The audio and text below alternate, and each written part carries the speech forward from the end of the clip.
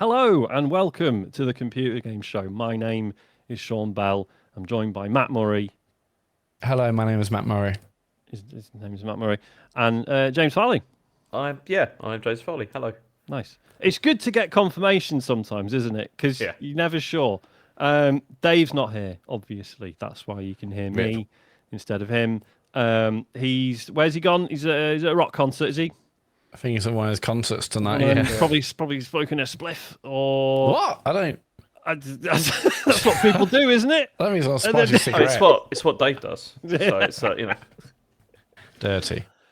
So yeah, without further ado, we're going to start the show the way we always start the show by thanking our Patreon producers for this month. We got Aaron Patrick, the QuickBooks chap, Simon Nelson, Moomin Biscuit, Trans Rights are Human Rights, Dave Ernsberger, Colin Brown, Gasman, Rocketman76, Smooth Monkey, John Tempelli, Jackie Sniper, Sam Higton, Thomas Tom S, Stan, Philip with an F, Cutty, Steve Lee, Jack Oven, Grey Dragon Claw, Colin the Car Wanker Smith, Lee Keybottom, My Dog Skip, P the Bus Kangaroo is an Evil Mammal, Don Whiskerando, Boza Karma, Tri-State, and Ryan Cobain. They all went to patreon.com/TCGS and just made really irresponsible decisions, which most of them have stuck with for an incredible amount of time.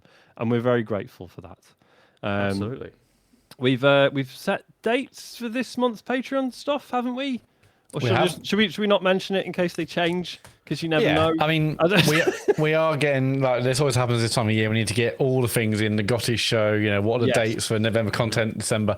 We have got them in, and you'll hear about it another time. That's the thing. I nearly mentioned it on the Baby Steps stream, like what we were doing next, but I never do because I'm always like, am I going to get into trouble for this? Because I couldn't remember if I've already forgotten. Have we said what we're doing for the video thing this month? We're going to stream a game. We're going to stream a game. Yeah. If you like games, and streaming, check that out. If you like big game, we're streaming it.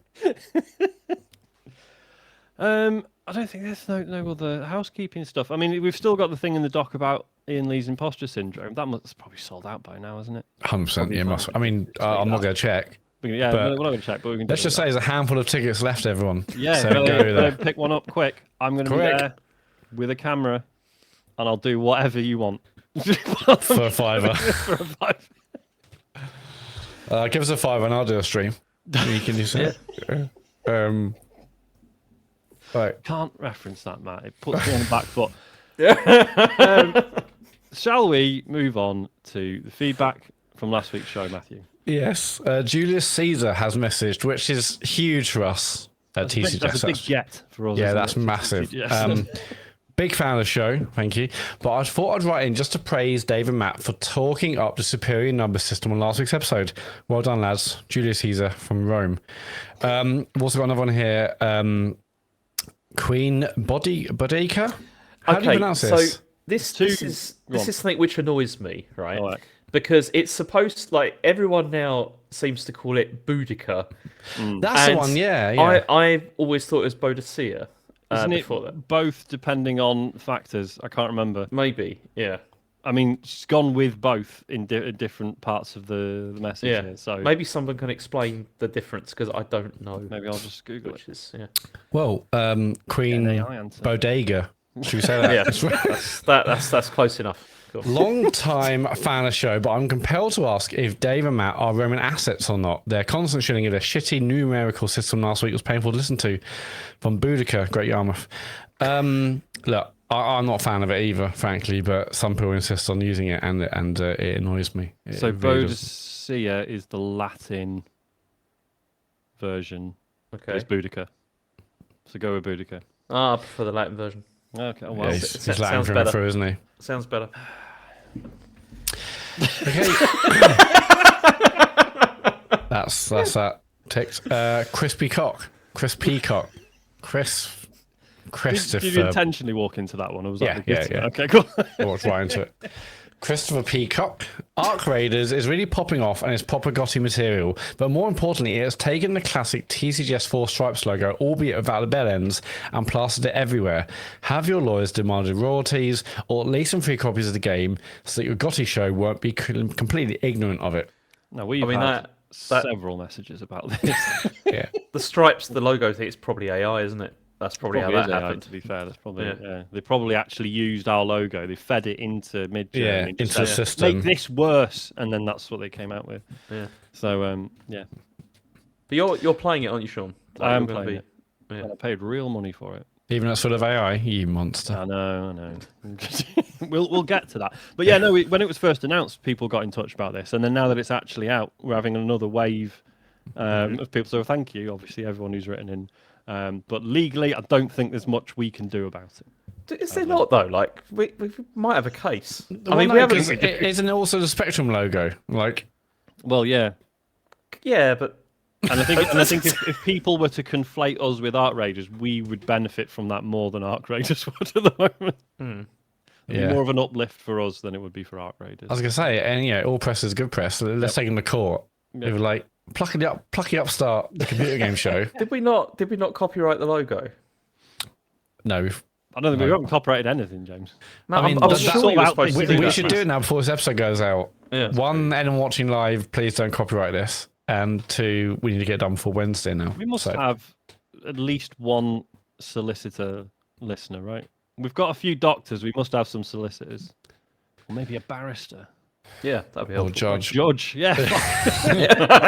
Straight to the top. The whole spectrum. Can we just get that? It's a stitch up. So yeah, we might have to lock it down, but no, not yet. So while this keeps happening, we will get mugged off. That is just how it works. Yep. Stephen, hi guys. I thought since you've said you've been getting some arseholes sending in feedback, I'll let you know how much your pod means to me. I've been listening to TCGS since James was arguing that Titanfall 2 couldn't be Game of the Year because it was too short. I think I listened to an episode of Joypod once, but decided it was just angry Englishmen shouting at each other, so turned it off. How things change. Since then, listening to the show every week has been one of my only constants through meeting my now wife, changing jobs, and having children. A couple of days ago, my dad passed away, and slipping away for an hour and listening to the podcast has been the first time I've cracked a smile since. So I just wanted to let you know that your show means so much to so many people. Please don't fucking stop. Hopefully, when you inevitably have TCGS North and Scotland, I can thank you in person. Cheers from Stephen. Oh, thank you, man. I'm obviously sorry to hear about your dad as well. Yeah. Mm-hmm. Grim times. I'm glad just 2.5 hours of stupidity can try and take your mind into a different place just for if only for a bit, really. So 100%. And it is stupidity. Yeah, stupidity. And it is still angry Englishmen shouting at each other. So apologies for that. I mean, it would be longer, Stephen, but unfortunately, this lot don't like me, dragging things out. So it's kind of on them, really. It's a shame. Big bad Gary Dutton, a man who remains the UK's #1 Garrett at the time of writing. I don't want to have a go at James. Come on, fuck off. He does every single time, whatever I say. But you mentioned that you didn't like the roguelite element of Absalom because you were just doing the same thing over and over again. In Streets of Rage 2, your favourite game of all time, you do exactly the same levels over and over again. If you hit game over, you start back at level 1, but no option to choose a route or build a loadout. Surely Absalom offers more variety. Get out of that one. Thanks, etc. Love from BBGD TUKNOG. I mean, it's a fair point. I would have to say that is a fair point. It's just that I felt that Streets of Rage 2 was more well designed and the levels are more interesting than Absalom. And so no, it's a completely fair point, but I do really appreciate what Absalom does in terms of trying to offer like a halfway point between something that is handcrafted and also offers these different options on replays and stuff. I think it's very cool, but yeah, I know what you mean. I think as I said before, if it was a different setting, maybe I'd have liked it more. I think it's just that I just don't think the setting's very interesting. You just hate fantasy stuff. Well, no, as we discussed, I didn't get on with the story either, but you do just hate fantasy stuff, James. Yeah, I'm not a huge. There is some stuff I like, but yeah. It's just like, why can't it be about modern street toughs like me? Yeah, exactly. That's exactly. I want Final Fight and stuff like that. That's what it should be. There should be like a man walking down a street or a woman. That's Good save. Fucking hell. James. TCGS.co for all your feedback. With some graffiti on the wall and stuff All like that. day. Yeah, exactly. It could be anyone. Could be a robot. Could be a robot. Could even be a robot. There you Yeah. go. Can't get more diverse. That's been made by than a some robot. like crazed scientist, and that wants to take over the city. But I don't know. I just think I'd have preferred that. It would have been better. Okay. But, yeah. Okay, but just to clarify, men only. It's not what I was saying, Matt. Anybody. No, he's saying he doesn't want to see women getting physically attacked. So actually, he's being sexist, but for a nice reason. That's what he's saying. Okay. Don't put words in my mouth, Sean. Alex79, dear TCGS, just wanted to chip in to say that what Dave said totally resonated with me last week about not having time to play anymore. My two younger lads are 9 and 10, and for years my game time was when they had gone to bed. But now they're staying up a little bit later, combined with my own tiredness and having to get up early, I literally don't have that time anymore. A couple of years back, we got PS5. It lived in the living room for a while until the older one got into online gaming with his friends, and we couldn't put up with the shouting anymore, so we put it in his room. I assume they mean the console. Then the younger one never got to go on it, so we got a second PS5 last Christmas and planned to keep it downstairs for me and the younger boy. Nope, it's also in his room. So if I want to play, I first have to wait until they're off them in bed, then unplug one, then take it downstairs and plug it in, by which time I just cannot be fucking bothered.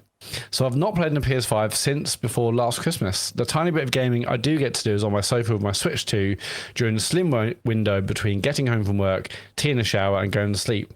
There's no real point to this email other than to bitch and whine about having to be an adult and prioritise children and family. Nobody told me it would be like this. Thanks as ever. Fiend of the show. I said fiend. Alex. I mean, you could just get a portal. There you go. That solves your problem. Well, not if the kids are... Oh, I guess it would stop the issue of having to unplug it and take it downstairs, but still have to wait for the kids to be off it. Probably end up waking the kids not up anymore. If you Wow. get Oh, really? wait for the news, Matt. Yeah. Yeah, Well, there's been I wouldn't want to developments ruin on your that news front. story. At the time of writing... Actually, maybe not. See, I don't know, because like Isaac's still at the age where like any gaming he does, he wants me sat next to him, like paying attention, and he wants to join, which is nice, obviously, to a point. So at the moment I can't envisage him like moving on to like, oh no, he just disappears to his room to play games. So we're not there yet. So yeah, it's but it does sound tricky, like having the idea of like saying, oh, just get a portal. He's already £1,000 into PS5s at this point. Like, Yeah, that's true. it's mad Just get a that third one. Any more expenditure should be required at this point. See, Asher spends a lot of time playing Minecraft in like the living room because that's where the computer is. Yeah. And he hates it because he's Really? playing with his friends all the time. And it's like, he's sitting there talking in German, like the whole thing. And I mean, I'm a child. Sometimes I like to just say German phrases, like, like as. And he's just like what? Such as what? And then he's just like, was ist denn hier los? And stuff like that. Which is what? What does that mean? It's like, what's going on here? And stuff like that. and he always takes his headphones and he's like, can you stop it, please? Like that. And but I just like doing stuff like that. Poor Asher. Because I'm awful. Yeah. Was magst du hier? Sorry. In that style, in that voice, in that intonation. In that way, well, it's because it's a meme, Matt. It's a is German it? meme. Oh, German I meme. see. Didn't realise. Led with that. To be Yeah. honest. Anybody Germany, if you probably know that one, or Oh, the Germans are cracking up right now listening to this. Yeah. I've been wondering, because obviously Christmas is not far off, and What? as I've mentioned before, there's an issue of so Isaac's still playing Fortnite and Minecraft on the original Switch, right? Fortnite very bad on the original Switch. Minecraft, sort of normal Minecraft is fine on it, but once you get into the store and stuff, it's so fucking slow. yeah. And I was like, well, I'm not getting him a Switch 2 because that's insane. It's £400. But I did think, because I like my retro emulation handhelds. The Retroid Pocket G2 is the one that's like, it's like, well, it basically looks like a Switch, and because it just runs Android, I was like, he could just play Fortnite and like if he's happy to just carry on playing Fortnite and Minecraft and basically nothing else for the next 2 years, that would be a sound investment because it's half the price of a Switch 2. But also it's like, hey, here's this. It's got the 2 games you really like. don't ask about playing Yeah, basically nothing anything else. else on it. So I'm torn. I don't know what to do. Yeah, I mean, it feels like you'll spend 200 quid on that, and then you're like, oh, I should have bought a Switch 2 Maybe at some point. Yeah. So you should buy the bullet now. Maybe I do just buy the buy. You need to add to those sales numbers as well, Sean. It's Yeah, true. pump The those numbers Nintendo up. need my help. They're struggling. So yeah. Maybe buy the Metroid bundle when that comes out, because I'm sure that'll be huge. Yes, that's true. That's going to be a really good game as well. So Yeah, that's, possibly. yeah. That is wait. it for feedback. Go to tcgs.co to leave your feedback. Awesome, James. What's happened in the news? Well, we've got a follow-up from last week because there's been more action on the Rockstar font. What did I say there? Can't believe he said that! Rockstar font. Oh, He said- my It's even- I mean, God. that's the episode What is a font? title. I don't even know what I that don't think is. there's any such thing. But I'm worried it's going to turn out to be a slur of some kind. So Sorry, let's move so on. I thought you said Rockstar font. Rockstar font. You'll have to look at that. Can someone check this? That's okay. Yeah. Otherwise, I'm going to be panicking about that for the rest of the episode. So workers that have been affected by the layoffs have been protesting outside offices in London and Edinburgh. So this was organised also by the Independent Workers Union of Great Britain, and they led the protests. This took place on the 6th of November. And the Independent newspaper spoke to Fred Carter, who was one of the organisers. And would you like to hear what he had to say? Yeah. So he said they've been fired for exercising their legal rights to speak to each other about their pay and conditions, to build a union in their workplace, to build a fairer, better workplace where the people who build games have a voice in how they're made. People didn't know what was going on, that their co-workers were being torn from their desks and marched out of the building. I think there was real outrage, loss and grief. I've stood with people while they cried this week. I've sat in people's kitchens because they're too afraid to talk about their work in public or outside the workplace. This is a community that's in shock and anger. And one of the employees said that they were let go without any warning. There was no evidence provided or chance to discuss what was going on. And I mean, there's another quote from IGN where they said, we weren't leaking anything or trying to harm the company. We were supporting each other, trying to understand our workplace and make it better. To lose my job for that is deeply unfair. No one should be punished for being part of a union or for speaking honestly about their work. So Rockstar have still said that this is because employees were leaking company information. And this was apparently via the IWGB Game Workers Union Discord channel, although the IWGB said that there was no confidential information was shared publicly at all. This does sound like union busting, right? It really does. Like it's So essentially, Rockstar's argument is, you were talking about work stuff outside of official channels, but it sounds like all they were talking about was unionizing. Yeah. And if they had leaked something, we would fucking know about it, because it would have come out and it would be everywhere, surely. Mm-hmm. So, really, really fucking gross. I mean, I saw someone speculating online where they were saying that the fact that they were talking about pay and conditions may be what Rockstar is talking about in terms of leaking company information, because companies don't like it when employees talk to each other about how much money. No, and as I say, it's certainly, like I've mentioned, on the show fairly recently, that they appeared to have turned around their reputation for for it being a rough place to work. Like it sounded like actions had been taken and things, standards had improved. However, I guess they didn't want people to find out that maybe that's not the case, or at least not for everyone. Yeah. Really bad. But either way, this is really crap. And it's. Was it Matt? Was it you that found there was an account from someone who'd been let go about sort of how it all? Yeah, I think I'm not sure if this post actually references that. Yeah, but it's someone that made an account, an old account on the Rockstar forums, which was then posted to Reddit, saying, I'm actually, some of my colleagues got let go. Here's basically what was being said or not said. So, I think this piece from gamesindustry.biz references that. But it's quite eye opening. Obviously, we've just got one unknown source's word for it, but it certainly sounds incredibly bad if it's even half of this. It's just the story, because I'm one of those people who, if I get an email saying, "Oh, can I just have a quick chat?" that's a pretty much instant panic attack. Even though nothing bad has ever happened to me as a result of one of those, but I hate it. And yeah, and it was literally how this allegedly how this went down was it was an email from HR. Hi, can you come and have a quick chat with us for 5 minutes? And it was here's a letter saying you're gone. Like fucking horrific, man. And the people were in the office, they're just getting phone calls or voicemails saying the same thing. Yeah. And if, as it says, like if there is like there's no warning, no evidence like being provided at all, that's appalling. Yeah, there's no chance to discuss it. In other Rockstar news, Grand Theft Auto 6 has been delayed again to the end of 2026. This is apparently it's now coming on the 19th of November in 2026. Rockstar said, "We are sorry for adding additional time to what we realise has been a long wait, but these extra months will allow us to finish the game with the level of polish you have come to expect and deserve." I mean, originally it was supposed to come out in autumn 2025, so this is pretty much a full, it's like a full year delay, I guess. But from this point, you would think they would have waited to announce the delay, given, or maybe they just figured, well, we're already getting bad press. Why not? Well, I think if anything, like this, they were hoping this would swallow the union busting news because this is bigger in terms of the game industry. So lots of people will cover this, and lots of people have been covering this, and maybe not covering enough of the union busting story we just mentioned. I mean, as I always say, these delays, especially GTA, delay as long as you want. Ultimately, we want the best game. So I don't know, it's what it is. What it is. It's not coming out in 2026, is it? Do you reckon there's going to be another delay? I think it'll be another delay. I think it'll be 2027 at some point.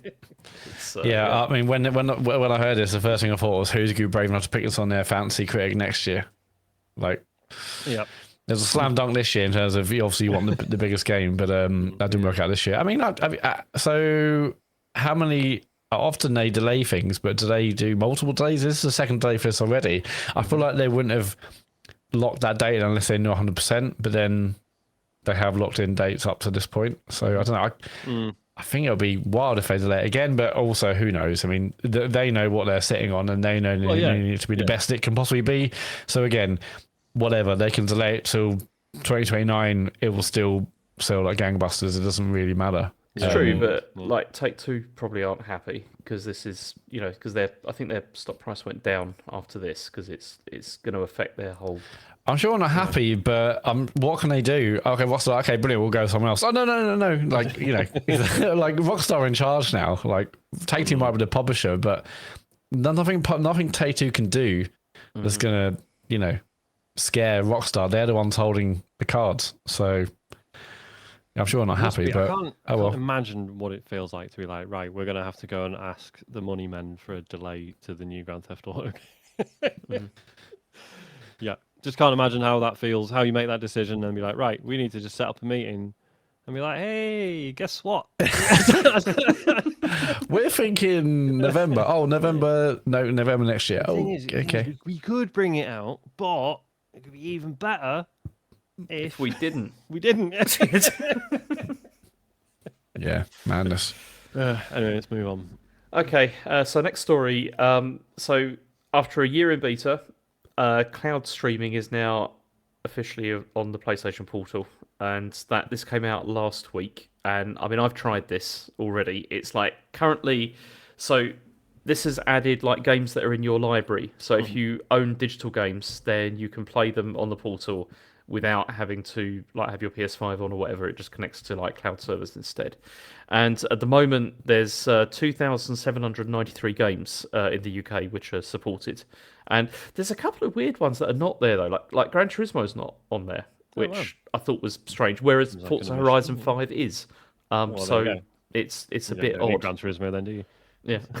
Yeah, that's interesting. I mean, it's a licensing thing with the cars, or maybe is it Polyphony Studios just haven't done what needs to be done on the back end to enable it? I don't know, but I don't know. It feels weird that wouldn't be on there, but they've added that, and then also like for PlayStation Plus, like premium people as well, they've added like another 196 games from that catalog is on there as well. So there's a lot of stuff and they've changed like the interface slightly. So when you boot it up, it's like you can choose like my library, my PS5, or like PlayStation Plus like stuff.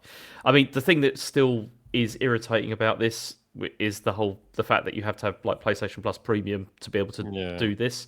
Like you don't need that if you're just streaming for your PS5, but if you want to use any of the cloud service, you have to pay for that. I mean, you know. begrudgingly, that makes sense, right? Because there's a cost to them for running the servers, etc. Mhm. Whereas if you're streaming straight from your PS5, that's just you doing that locally. hmm Um, But yeah, it's also it can mean now that like you can like Ashley can sit here and play on PS5 and I can use the portal. We can play at the same Yeah. time, which we couldn't do before. Like that Right, was yeah, impossible. yeah. So that's pretty good. And It also it would means you mean don't need a PS5 anymore necessarily. that's also true. Like yeah. having because what's the portal's like what 200 now? I've seen it for, or maybe a bit less even. It's a bit. Yeah, I don't remember how much I paid for it. I think it's about 180 or something like that. It Okay. was. Okay. It still feels like a bargain, honestly. In this, Yeah. in this Yeah, in this in current this climate, Yeah, of like it's age 195 consoles. quid. 195 quid on Amazon. Okay. 200 most places. So there's I mean I don't know, like obviously I'm glad I got a PS5 this year, like Death Stranding 2 on the big telly, 100% worth it. Mhm. But there is a little bit of me that's like, imagine if I just got one of these though and just saved myself 150 quid. Yeah. I mean, What's the artifacting and quality like? it's pretty good. I mean, From what it's I'm like, for me, it's not been particularly different between like running it from the streaming servers or running it off my PS5. It seems to be sort of much for much. It's it's pretty. And much the same. latency, could you play a fighting game? Could you play like you could play any game, or is it like certain types of games you're like, okay, this is probably better suited to this kind of experience? I think maybe to a degree. Like I tried Street Fighter 6 and it was not as good. I would say at all as running it like natively. But then other stuff like Forza was completely fine. Like you're playing it, and you like don't really notice that you're playing it. From streaming, which is pretty good. And they've also added other stuff to it as well. Like there's now like a network status screen, so you can like have the stats like running as well to see how bad your connection is while you're like running it. And also you can buy like in-game purchases through the store as well. So presumably that is for people maybe that they don't want to get a literally PS5. don't have a PS5. Yeah. And I was a bit gutted, semi-related, because so I've got like a nice game controller for my phone, and I've done like quite a bit of Xbox cloud streaming, and then so the other week I was like, oh man, of course I could use the PlayStation one as well now. And then you load it up and it's like, right, connect your PlayStation 5 controller then. I was like, no, I'm not going to do that. That's a pain in the arse. It's funny because there was another story today, I think, wasn't it, where they were talking about how apparently the portal has become the most popular way to play like stream PS5 games, which really surprises me.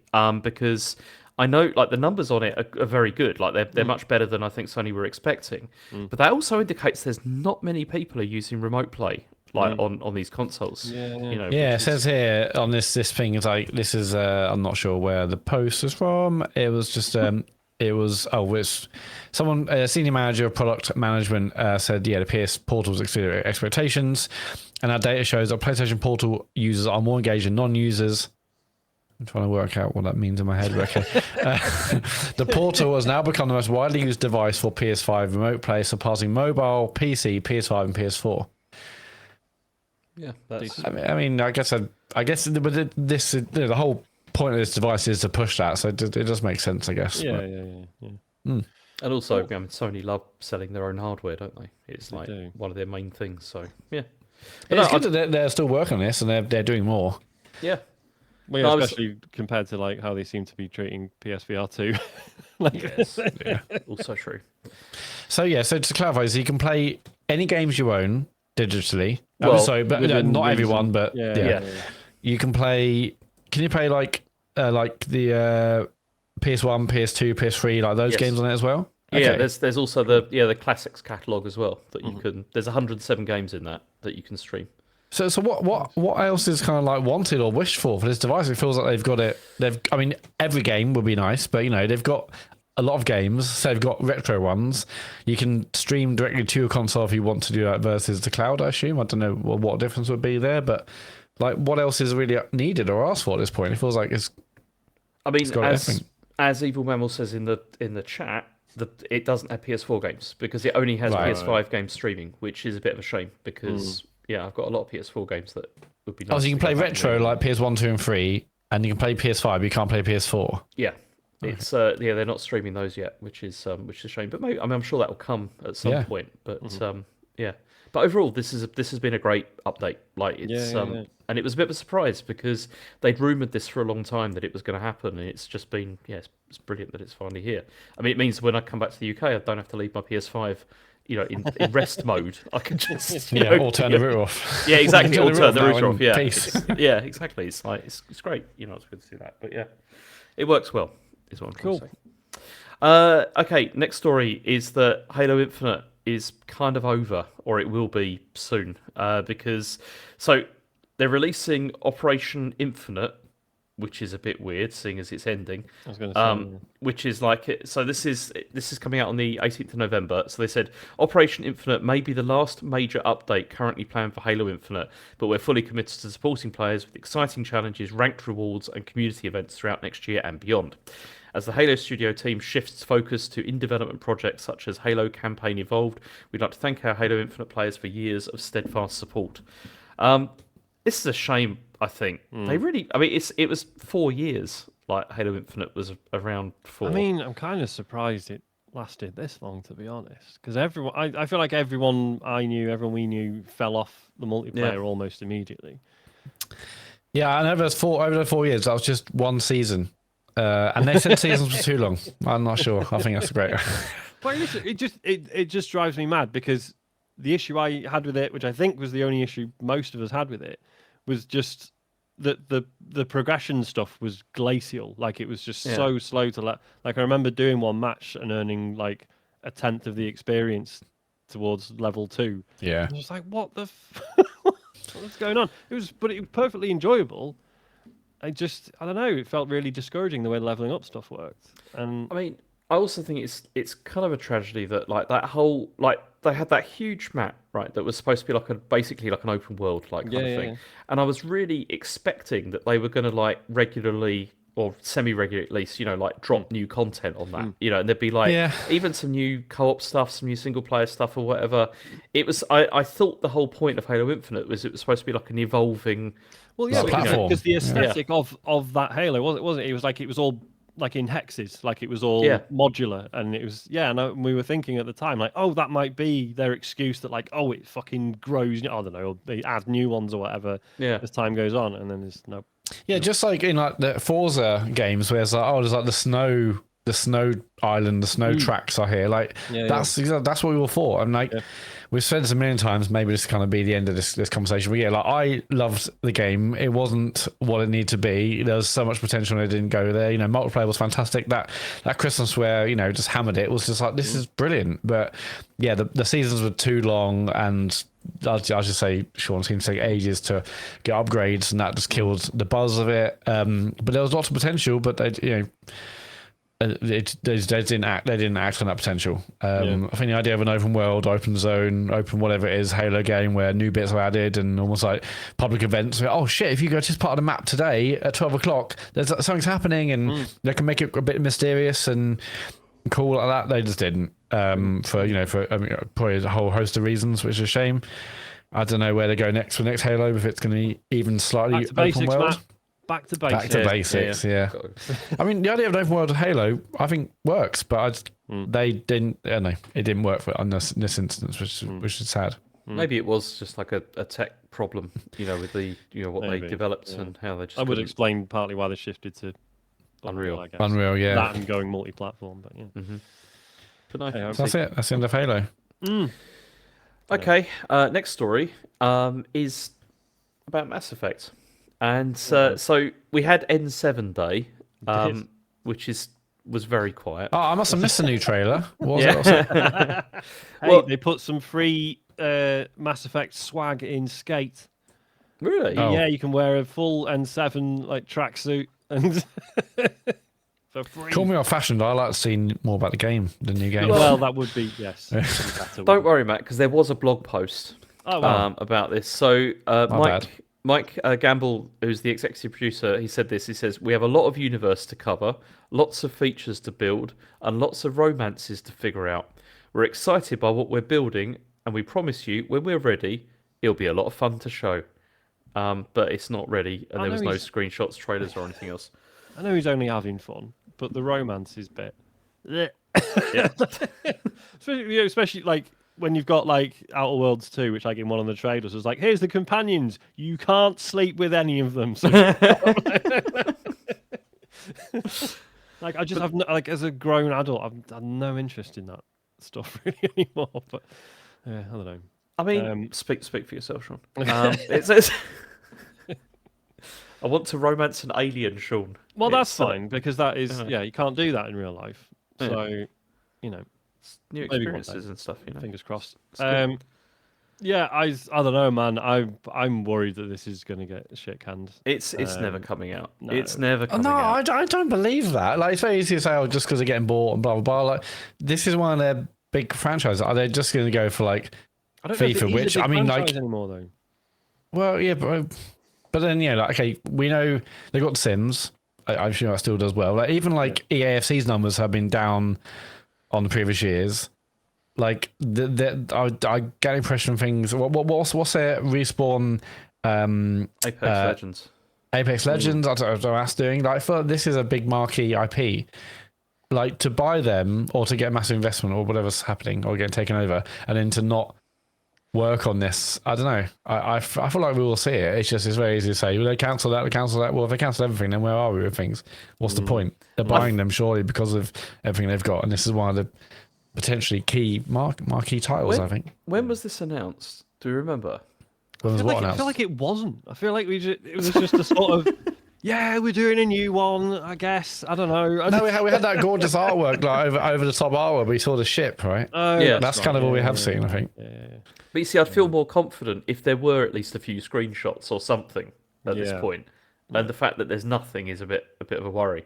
I mean, they did talk about the Mass Effect TV show. Mm-hmm. Do you want to hear the quote about that? Yes, please.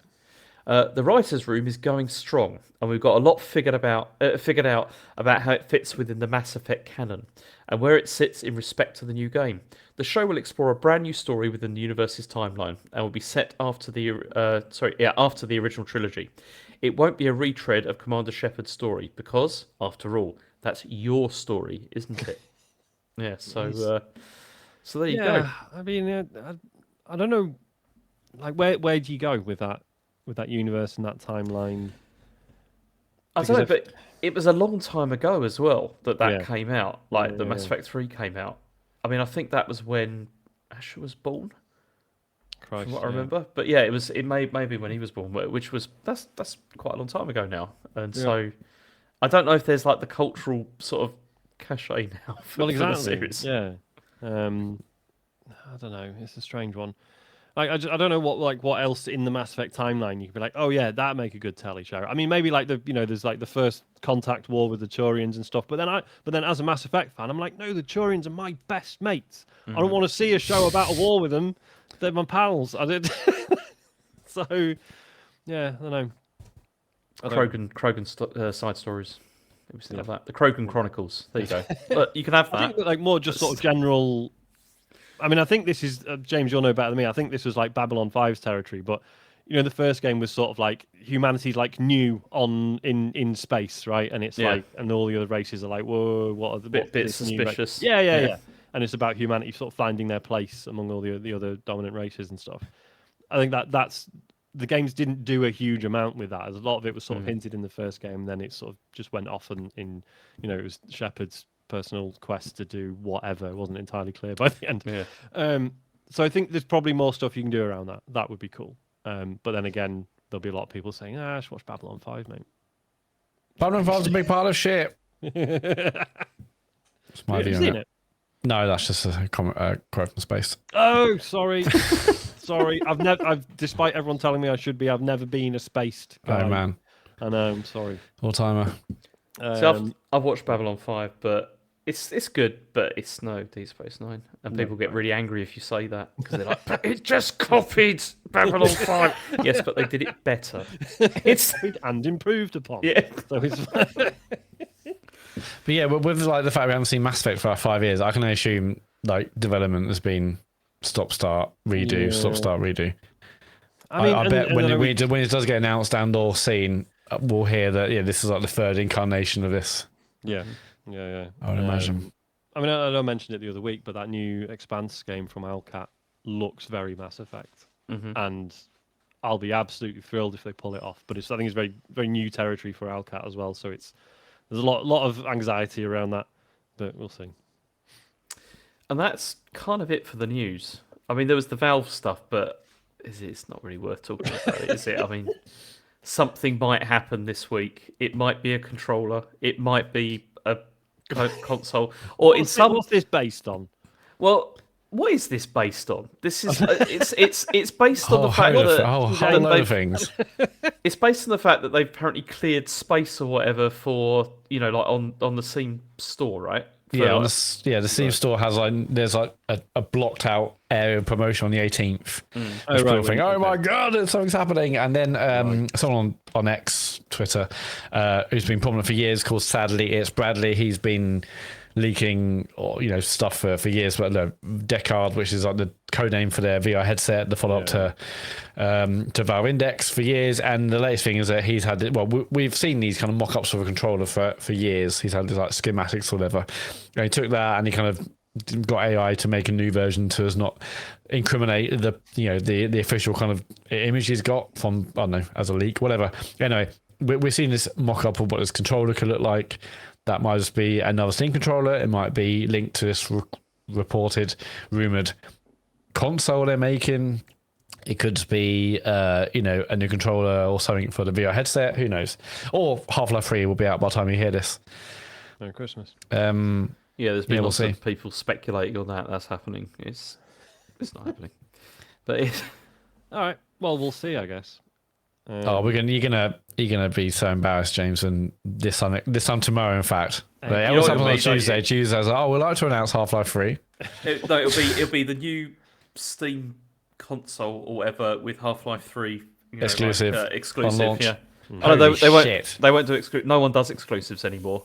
No, sorry, it's just Microsoft that doesn't do exclusive anymore. Oh my god! I if that was the thing, I'd be like just throw money at the screen. That would be unbelievable. Half-Life 3, the only way to get it is this way. I mean, I did it with Alex. You need the index to play Half-Life Alex at the time, and that was amazing. But people, I mean, I know not everyone played it because it's VR and you need a big setup at the time. Now you can block your Quest on the PCs, but I play it in other ways. But it's just people forget that was an incredible game, and that's an incredible game. People seem to be loving Deadlock, which might be coming out at some point. They're kind of like MOBA and thing. Alex is because I think story-wise I'd sort of written it off because it's a prequel, but it isn't, right? It recontextualizes things, so they know what they're doing. I love seeing that's so new from them. I love seeing new Half-Life, obviously.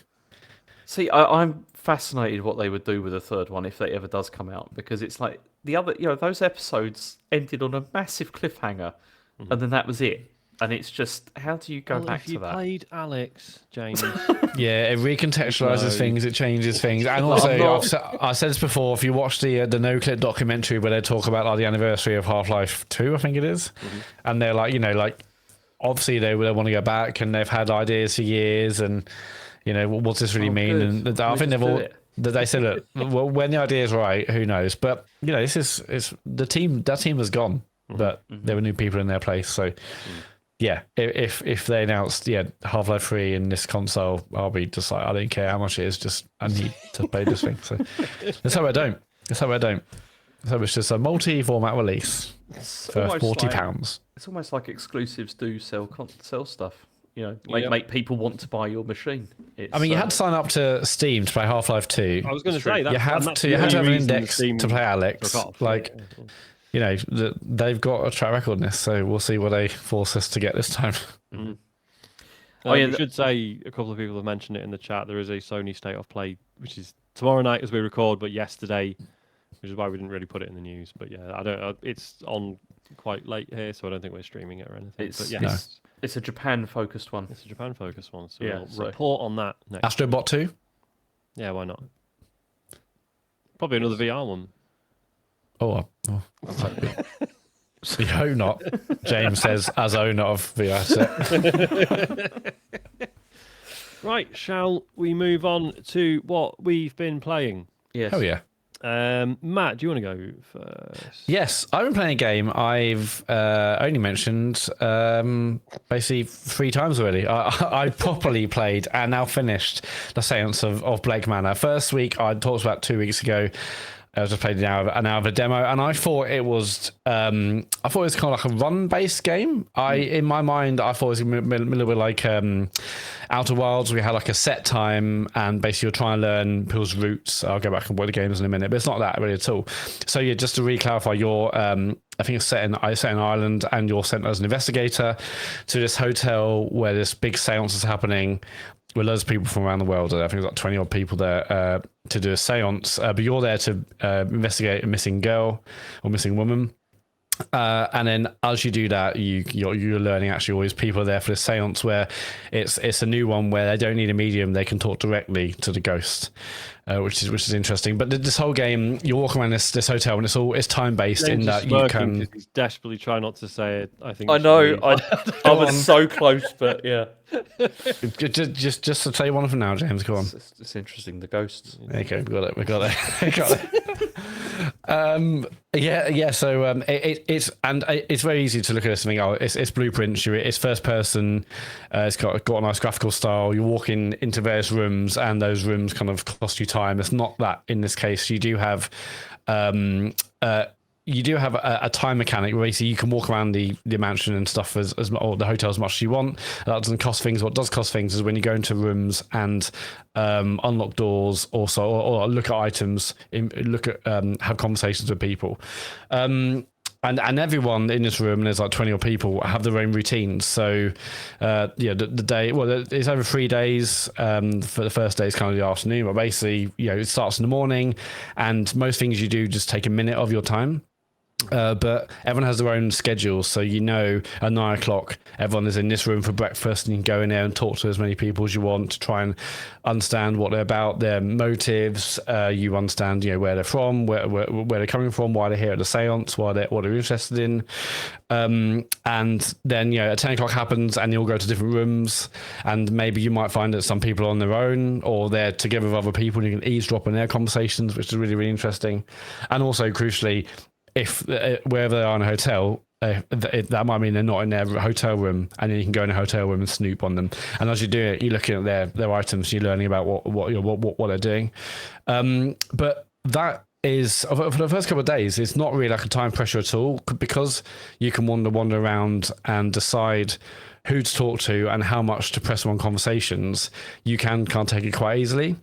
But when you got to day 3, I was suddenly like, oh my God, there's so many things I want to try and do, so many conversations I need to try and wrap up, that I was starting to feel a little bit more pressure. But basically, what the main arc of the game is, you're talking to these people, and you're essentially trying to stop them from going to the seance because you anticipate something bad is going to happen. So as you're talking to his people, you're learning what their motives are and what they're really there for. Some people are there just because they're wealthy people who want to be in this kind of world first seance. Other people are mourning their own kind of relatives or whatever, friends, and they're there to maybe talk to them at a seance. And so everyone is there for their own reasons, and you can basically try and talk to these people and learn about them, and that's ultimately try and reason with them and say, look, the reason maybe you're doing this isn't really the right way to go around this, because as the game said quite early on, the more people you stop, you're gonna help them out basically. But yeah, I absolutely love this game. I thought it was really, really good. I mean, it's incredibly atmospheric. It's got like a bit of a spooky vibe to it, spooky music. I think when I spoke about it first time, I said it's gonna be like jump scares.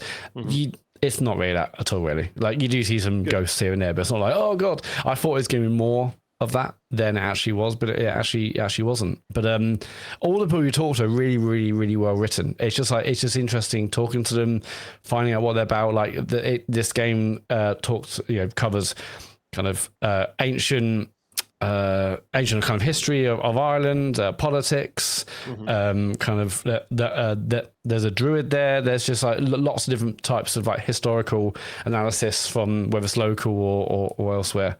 And I think the time mechanic is really, really good. So at various points you're like, okay, this person is in having breakfast at 9 o'clock, and you can talk to them at some point and understand their routine, so you know that they're here at this point. And there's like one of the major screens is like their big timetable, so you know this person is here at 9 o'clock, they're there at 10 o'clock, they're there at 12 o'clock. And it's just really, it's interesting to like go there. Okay, I need to get to the maze for 9 because these two people are here and I've got to talk to them about their thing. Then I need to get to the other side of the house for 10 or for 12. And I was kind of rushing, knowing I didn't need to rush because moving doesn't cost you time. But I still like, I want to rush over there because I need to talk to this person.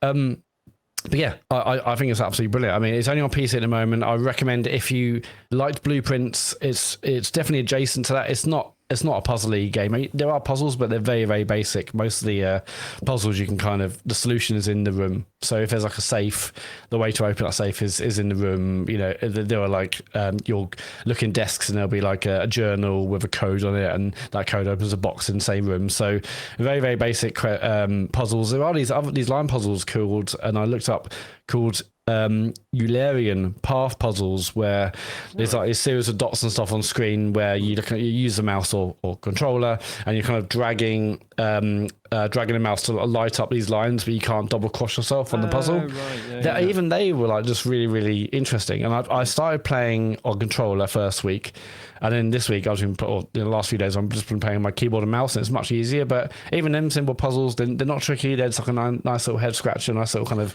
I don't know, they just make you feel nice by getting these little puzzles done. But yeah, basic puzzles, not a terribly challenging game, but it's just really, really, really, really well done. Love the mood, love the thing, the kind of the story goes all over the shop into various different places.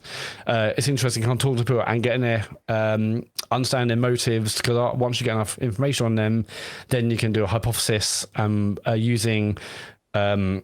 using words you've ascertained from this mind map screen, where after you've looked at all the various items, you work out their history, their motives, what they're doing, what their issues are. Those words then go into like a puzzle. So it'll be like, okay, to work out the hypothesis, it might be like the druid wants to blank, and then you can select from various words on screen because he wants to blank. And once you get that correct, then you can go to that person and say, oh, you know, here's what I believe your kind of agenda or motive is, and they'll often agree, and then that will kind of be enough to take them out of the séance. The thing that stressed me out is that towards the end I had loads of these, kind of 3 or 4 of them ready to go.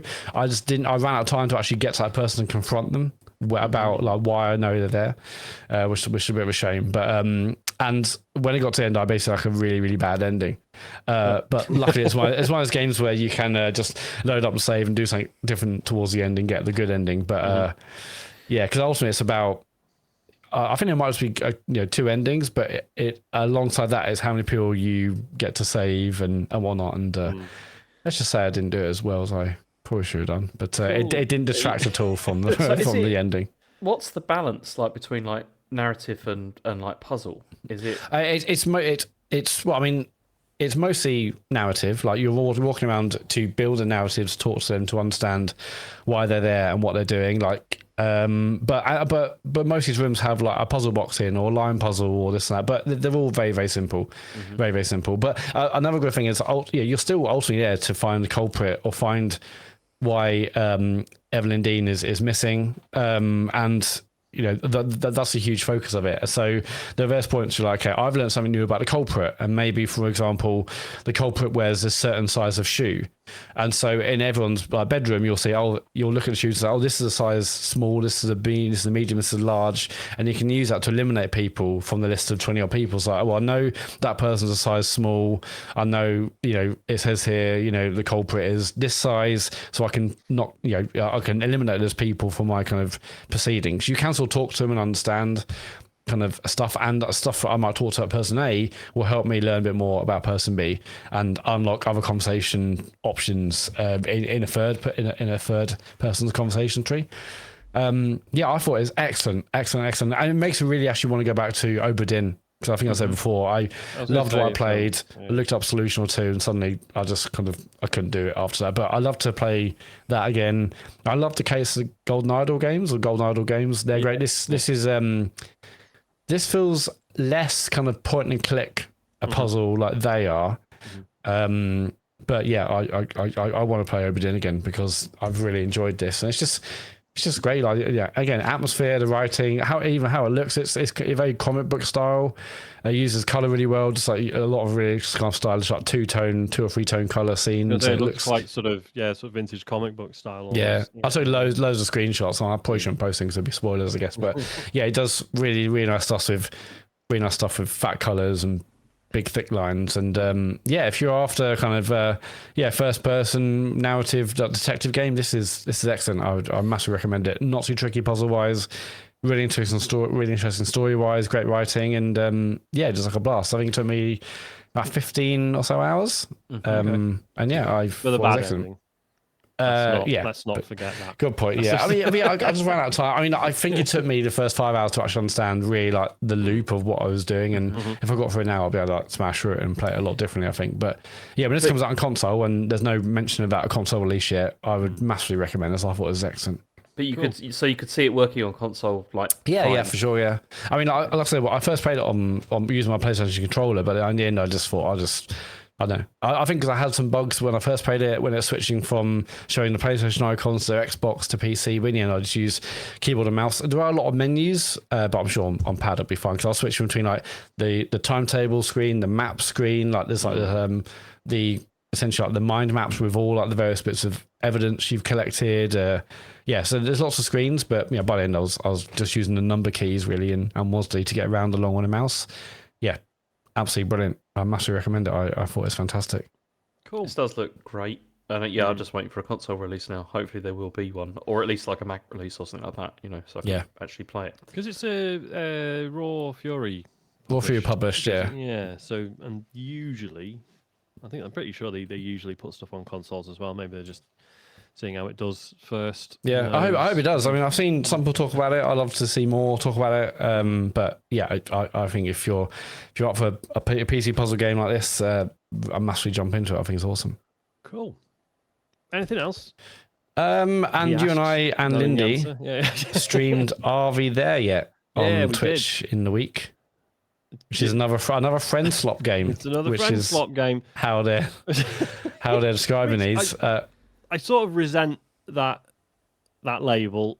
However, playing this again, I was like, to be fair, the way like the health system works is looks and behaves identical to the one in Peak. And I was a bit like, oh yeah, they are just straight up nicking stuff. Yeah, I want to see it side by side because like the health system, it's a bar which stays the same length, but within that bar, split up between, or maybe you've being attacked by a bear, and it shows like a bit of a broken bone section. If you've been poisoned, it shows like a bit of a poison section of that same length bar. And I was like, I need to see that and Peak side by side because it felt like it was identical. It probably isn't, but yeah.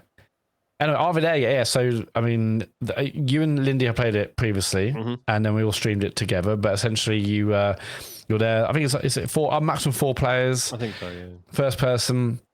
And you have an RV, you can throw stuff, you can pack stuff in the RV, such as motor oil to ultimately fix your vehicle, food and drink and stuff, which helps you in certain aspects. And then the goal is just to get from A to B or across the landscape. Along the way, there are, rivers and things to stop your RV from getting to A to B. So you have to put planks down to help you drive over kind of rocky areas. There are bears that can attack you. There's dodgy physics. The gear system looks horrendously complicated. Don't get me started. There are broken bridges, and it's and basically you're going around. You're obviously destroying the RV a lot, so you have to get out. You might have hit a tree. The front of the RV's fallen off. You get out. You fix it. You all get back in again. You try and struggle to get over a river by using planks. You crash here. It's one of those kind of physics-based games, and I thought it was really, really good. I mean, I don't know how much kind of there is to play in this game, like how big the game is, but I enjoyed the 90-minute stream we did. Same. It's just weird. Like I really enjoyed playing it with Lindy last week, and really enjoyed streaming it with both of you this week. But I am now like, oh no, I think I'm all right now. I feel like I've for my £6, I have had a great time. Yeah. But I don't know what else. Like I've got the measure of it now. I don't know what else it would do other than more difficult challenges, and we were really struggling by the end of that, sort of 90-minute session. Like, it was already getting way too hard. I feel like the one thing it's missing is because it's constant friction, isn't it? Like every corner you turn, there's a new hazard of some sort that you need to navigate. There's always stuff happening, and there's no space for just hanging out in the RV with your mates and driving around. Like Sea of Thieves, right? You've got your stuff on, like, your activities on your islands, but then you've got sailing from point to point where there's a bit of co-op stuff, but that's when you chill out a bit and chat with your friends. Whereas this was like there's no room to just chat because there's always shit going on. Yeah, but there's a dartboard in there. Could we have played darts? I don't know. Sorry, James, go on. There's some little bit of breaking news. Oh no! Go on. My god! Here we go. Half-Life 3. It's happening. It's better than that, Okay, Matt. brilliant. It's better than that. No, this Wednesday there's going to be a Nintendo Direct. Oh yeah. And they're going to be showing the first trailer for the Super Mario Galaxy movie. Whoa! So there you go. Yeah, is that it? Oh. Is that all going to be showing? Yeah, apparently I think Cool. so. Yeah, it's yeah. It's not very, What time is that? It's the only time I got is American time, which doesn't really help us. If only there was some way. Well, I could work it out. Go on. All right. So, Roughly. okay, so 6 a.m. Pacific time. What's that elsewhere? Yeah, that's probably like 3 o'clock over here then. It's probably like afternoon. Fine. Okay. Cool. Sorry, but yeah, It's that's- all right. It's good. It's your job. yeah. Thank you. His hands on it. Yeah. So like, there was a dartboard. Could we have stopped and played darts? I mean, maybe. I don't know what Like, we I would have feel played like- darts with. What would we have thrown at the dartboard? The EpiPens that we had. Any- But I feel like whether you can or cannot play darts, I feel like this game needs fishing or something Yeah. where you can find a place. Like, hey, there's a lake here. We can all just stop and chill out, and hopefully we're safe from bears and snakes, and we'll just play. We'll go swimming, we'll go fishing. I don't know what this does have on that regard. I don't other think it than has just anything like that. That's friction, the thing. friction. But yeah. I feel like Peak had more variety or more moments of fun and Yeah, yeah, stupidity. yeah. You're just climbing up, but it's funny seeing the physics and working out where to go, platforming wise. Whereas this, I didn't drive, but the driving certainly seemed frustrating to a point where it wasn't frustrating but satisfying. It was just frustrating and just you had to do it. I don't know. I'm not sure really what the payoff of that was, and maybe they can reduce the friction somewhat on the driving.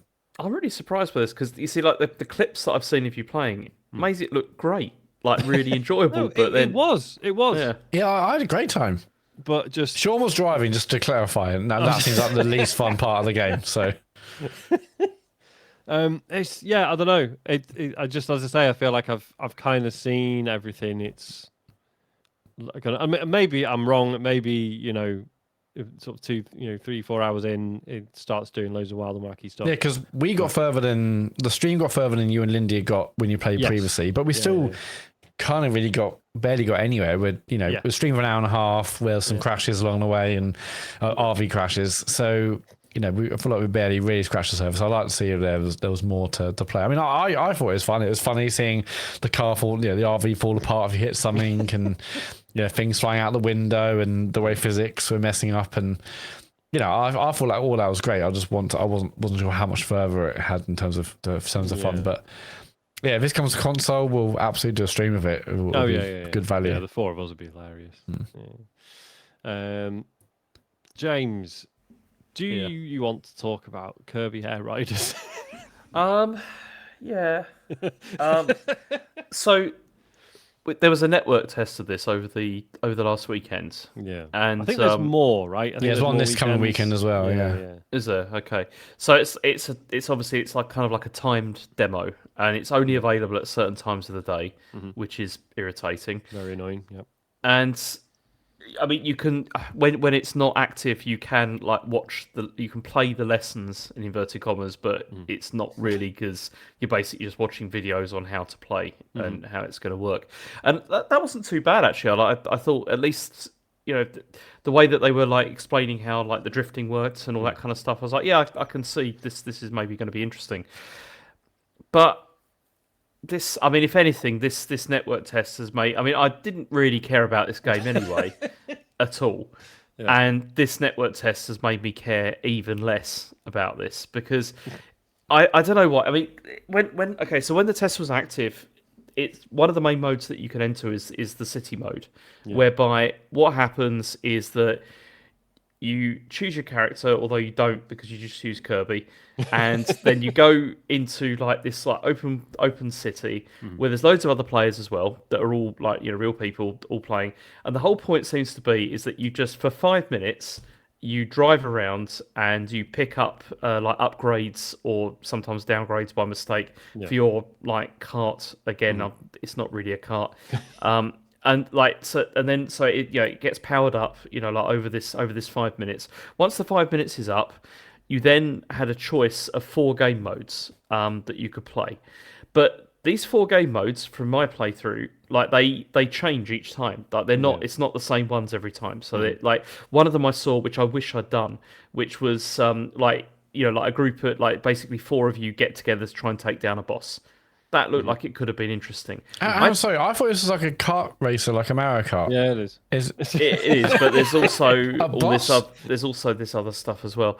And then the other thing that you could do is the first one I chose, it was the worst one to choose because it was basically just drive forward in a straight line against these other like 3 humans that are also playing, and you literally just go forward in a straight line.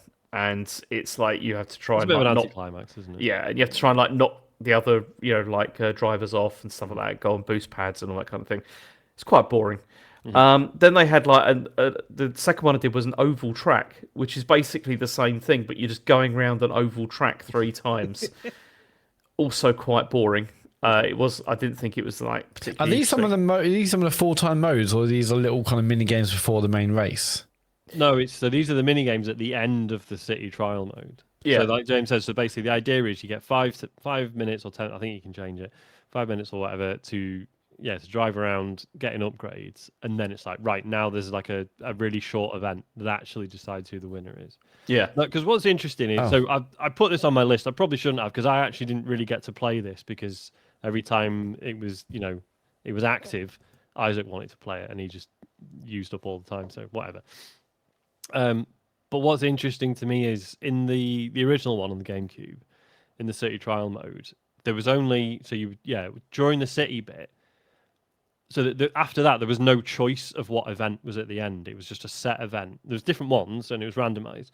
But then sort of halfway through your time in the city, you would get like a hint as to what the final event was going to be. So maybe you're trying to sort of do like an all-rounder vehicle, and then it'll give you a hint that like, well, you need to be really good at flying actually. Then you'd be like, right, shit, and then you would start to try and specialize. See, that makes sense. That felt like it worked. Whereas this, the fact that sort of at the end, it's like, well, vote on the final event. Well, everyone's just going to vote in their own interests and probably not come up with a consensus.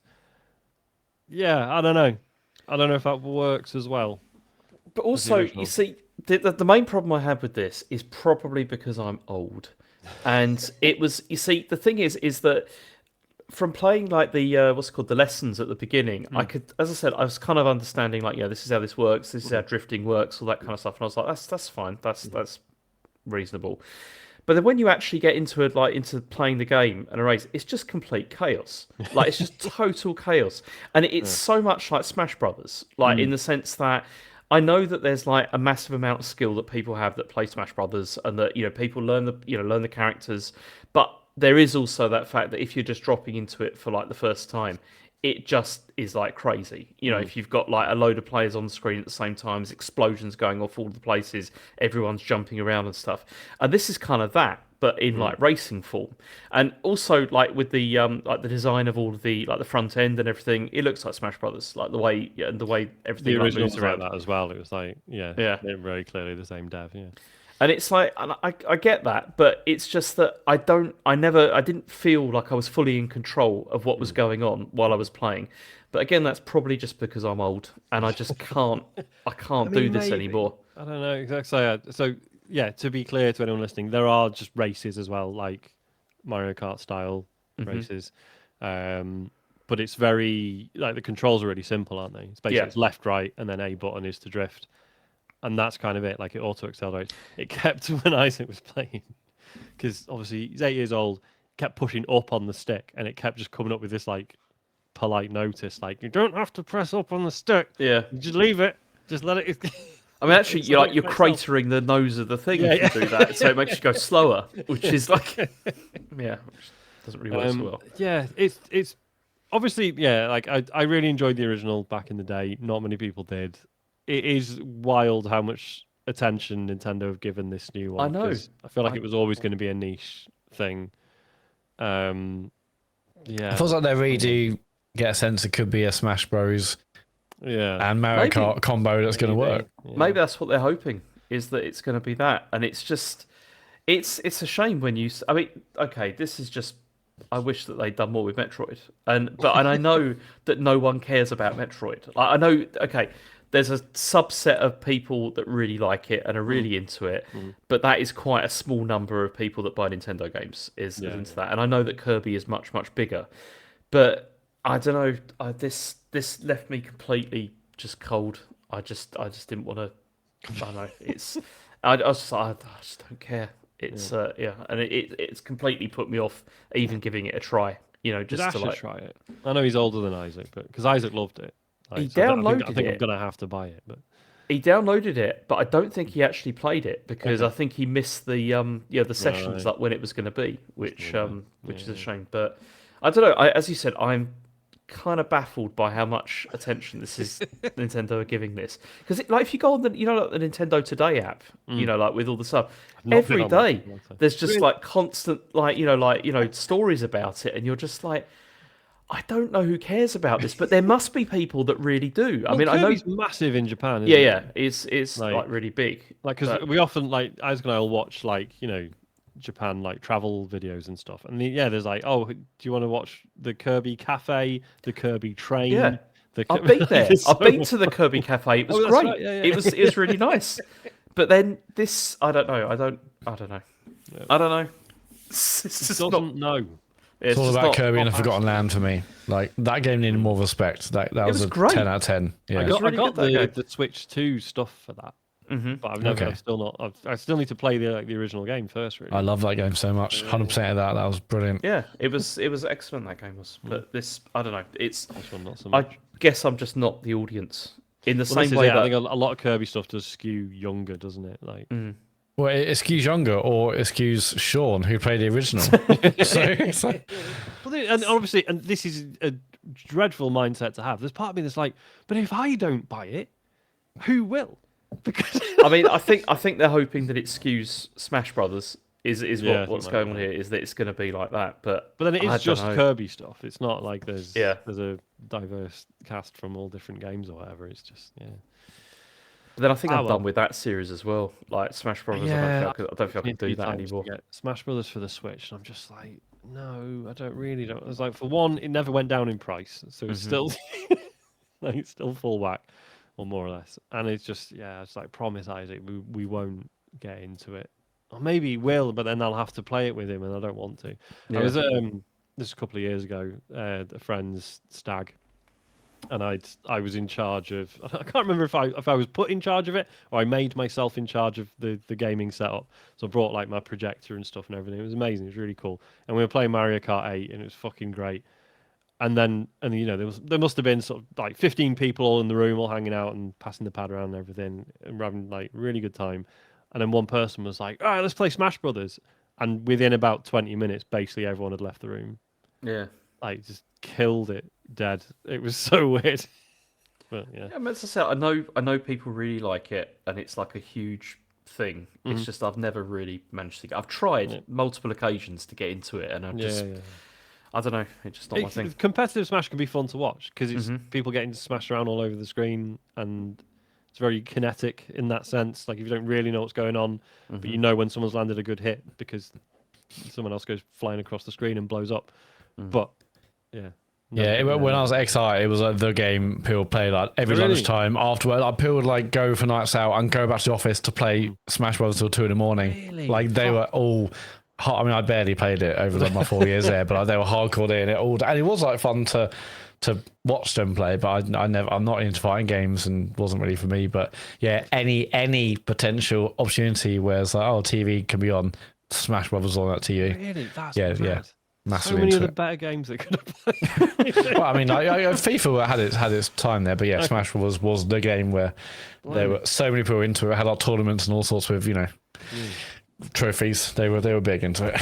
I'll tell you what. Do you know, I streamed a bit of Tekken 3 the other day just because it was on the portal. It was like on the thing. I thought you meant you streamed it on our Twitch channel then. Yeah, I was like, what? No, I've heard of this. It's maybe I should, because that is still a fucking great game. Like as fighting games go, I thought it's.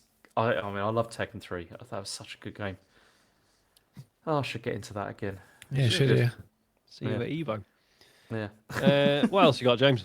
I've got Ghost of Yōtei, which I've now completely rinsed of everything. You platinumed it, haven't you? Yeah, because I got the platinum for it. And you got the email saying you can buy the special. Yeah, that was really funny. Yeah, you get like what can you buy?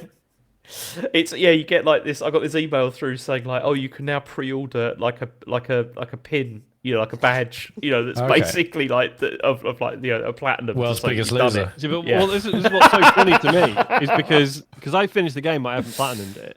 So I got an email saying like, hey, you can buy a hoodie or this other badge, but there was nowhere in the email were they like, but there's a better badge that you can't buy yet because you haven't platinumed it. Yeah. And it's funny because it didn't really take that long to to get the platinum, to get the trophies I was missing. And I think, but that's also partly because I was just having such a good time playing the game, because I had actually stopped and I was like, I'm not gonna go back to this now. I finished the main story. The badge, you're like, I really want to be the cool kid in the playground with that badge. Look what I've done. I was like, I'm done with it. I don't need to just do everything in this game. And then it was Saturday morning and like the kids had gone out and I was just like, I sat down and I was like, I'll just have a look around a bit. And then I got stuck again into finding shrines. So have you beaten is it Takazo, the Swordmaster guy? Yes. Holy shit! Because I thought like, this game's been mostly pretty easy. Yeah, I'll fight the Swordmaster guy. That'll be all right. And yeah, he fucking rinsed me. I had to just bail. It's just fun. It's just I've had so much fun with that game, and it's just. You see, I was saying this to Sean on WhatsApp. It's just like it's kind of like a perfect game in the sense that there's nothing actually wrong with it. I don't think. Like there's nothing majorly wrong that makes weirdly you just flawless, think, isn't it? Yeah, and it's like yes, it's true. It's not doing anything like amazingly new or anything like that, but it's just so fun. To play. It makes me think of remember when Starfield came out and we weren't thrilled. And and I remember people saying that apparently Bethesda have this design philosophy that most games are on the sort of enjoyment levels are on a sine wave, right? There's really good bits and then slightly rubbish bits and they're up and down, and they strive for just a flat line, right? Which everything's pretty good, and and the idea is you'll never not be enjoying yourself, but you'll also never be like, fuck, do you remember this bit, right? That's sort of the cost of it, and I feel like this kind of nails that. It's it is a flat line, but it's just a much higher flat line. It's definitely a much higher flat line. Yeah. But I know what you mean. It's not there's not soaring heights in this game. No, everything's smoothed out, but in a way that is broadly really enjoyable. Yeah. James, I looked at this badge. You've got to buy this. Legendary. How do you is it Oniro? Yeah. Onryo. Yeah, legendary Oniro. Come on, you've got. I mean, it was that or the bomber jacket as well, which was why not both? You get a congratulations card. You get a leatherette display box. Yeah, it's true. I need to buy the one I'm allowed to get, and you need to get the one. Yeah. And then when we meet up, I can just be like a little pin badge you'll get on the front of a magazine. James is solid metal. I think I also got the platinum for the first one as well. So I'm thinking about getting both of them, and then I can wear them one. Oh man, one on each. You do that. You go to go to EGX, people will be bowing down to you. I mean, the thing is, I showed it to Chen, and I was like, just thinking about getting this because it looks $25. And then exactly. It's 20. It's like 28 quid. Oh come on, James! And Chen was just please do this. She was just like, "You're not buying that." She's like, "You're absolutely not buying." And she's right. I'm not buying. She's going to get you it for Christmas now. You've planted. Oh yeah, just like Alarmos. Oh, I didn't order it. It just arrived. That is a good idea. Great stocking photo. But yeah, but no, like superb game, absolutely superb. Like one of my favourite games this year. I think I would have to say it's yeah. As someone who didn't play the previous one, would you just recommend me playing this rather just than play this one? Yeah, yeah, you can just play this one. I would like to. There's a couple of links. I mean, they're both good. But Yeah, there's some nice story links in the game, but they're very few and far between. And but this is a much better story. I would say, like significantly better. And the platinum's easy to get. Yep. Okay, this badge just tempt me, boys. I'm not lying. Christmas morning, walking down in my pajamas. That's on there. I keep thinking about the fact that it's a beautiful game throughout anyway, but like I don't think it's a spoiler to say. So you do go up Mount Yōtei. Yeah, you can go up Mount Yōtei, and it's a bit of a trial, but you can do it. It's fucking incredible, just being up there. Yeah. Like I don't know, obviously I won't go into any further detail, but I spent a fair while just kind of standing around, looking and just watching the sunset. Like fucking stunning. There's other locations that are like similar to that as well, which are just similarly. I mean, there's one section, right? Okay, I can't spoil it, but there's a section towards the end where you go across like into a new area, which is like a field, and it's just it really like for me it was like that is wow, like that's incredible. Things like that. It's nice, brilliant. And I assume you're playing a performance mode anyway. Yes. Yeah. Yeah, not fidelity. in quality. Yeah, Pro. Yeah, it's not. Yeah, not on a pro apparently. Yeah, not on a pro. Allegedly. Not on a pro. That's never going to happen now. That's no. I think we can both admit, no way. There's 0 point.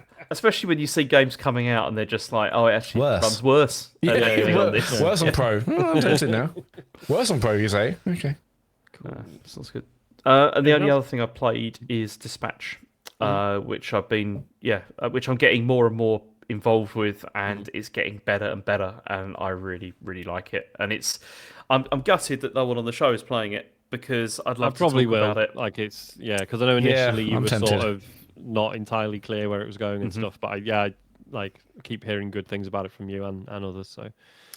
And it's sold a million really copies, well. didn't it? It sold a million copies in a few days. And I think Matt Piscatella today was showing kind of engagement rates for the episodes, and they were going up like per episode. So it wasn't like a drop off. They're actually like more people playing it, and it does look great. And the fact you said episodes are like 45 minutes, 50 minutes means is it 6? Isn't it 6 in total? So you can smash all out in like 5 hours. Yeah, cool. They're not very long. It's only about like 40-45 minutes per episode. And I mean, even the Dispatch like gameplay stuff that I was initially not that happy with, I start to get into that actually because it has like a whole like upgrade system and everything as well. But it's not so irritating that it's irritating me. So it's good. It's I say 8 episodes according to Scientology. So are the final 2 out this week? Is it next week? This week I think the final 2 are out this week. Yeah, so I'm really looking forward to seeing where they go with the story because and also I mean so far it does feel like the choices you're making are kind of consequential, and there's been some good like character arcs as well, which this is why I want someone else to play it because I want someone else to have played it in a different way to me, and see how it changes things. But no, it's very good, very very interesting. Awesome, cool.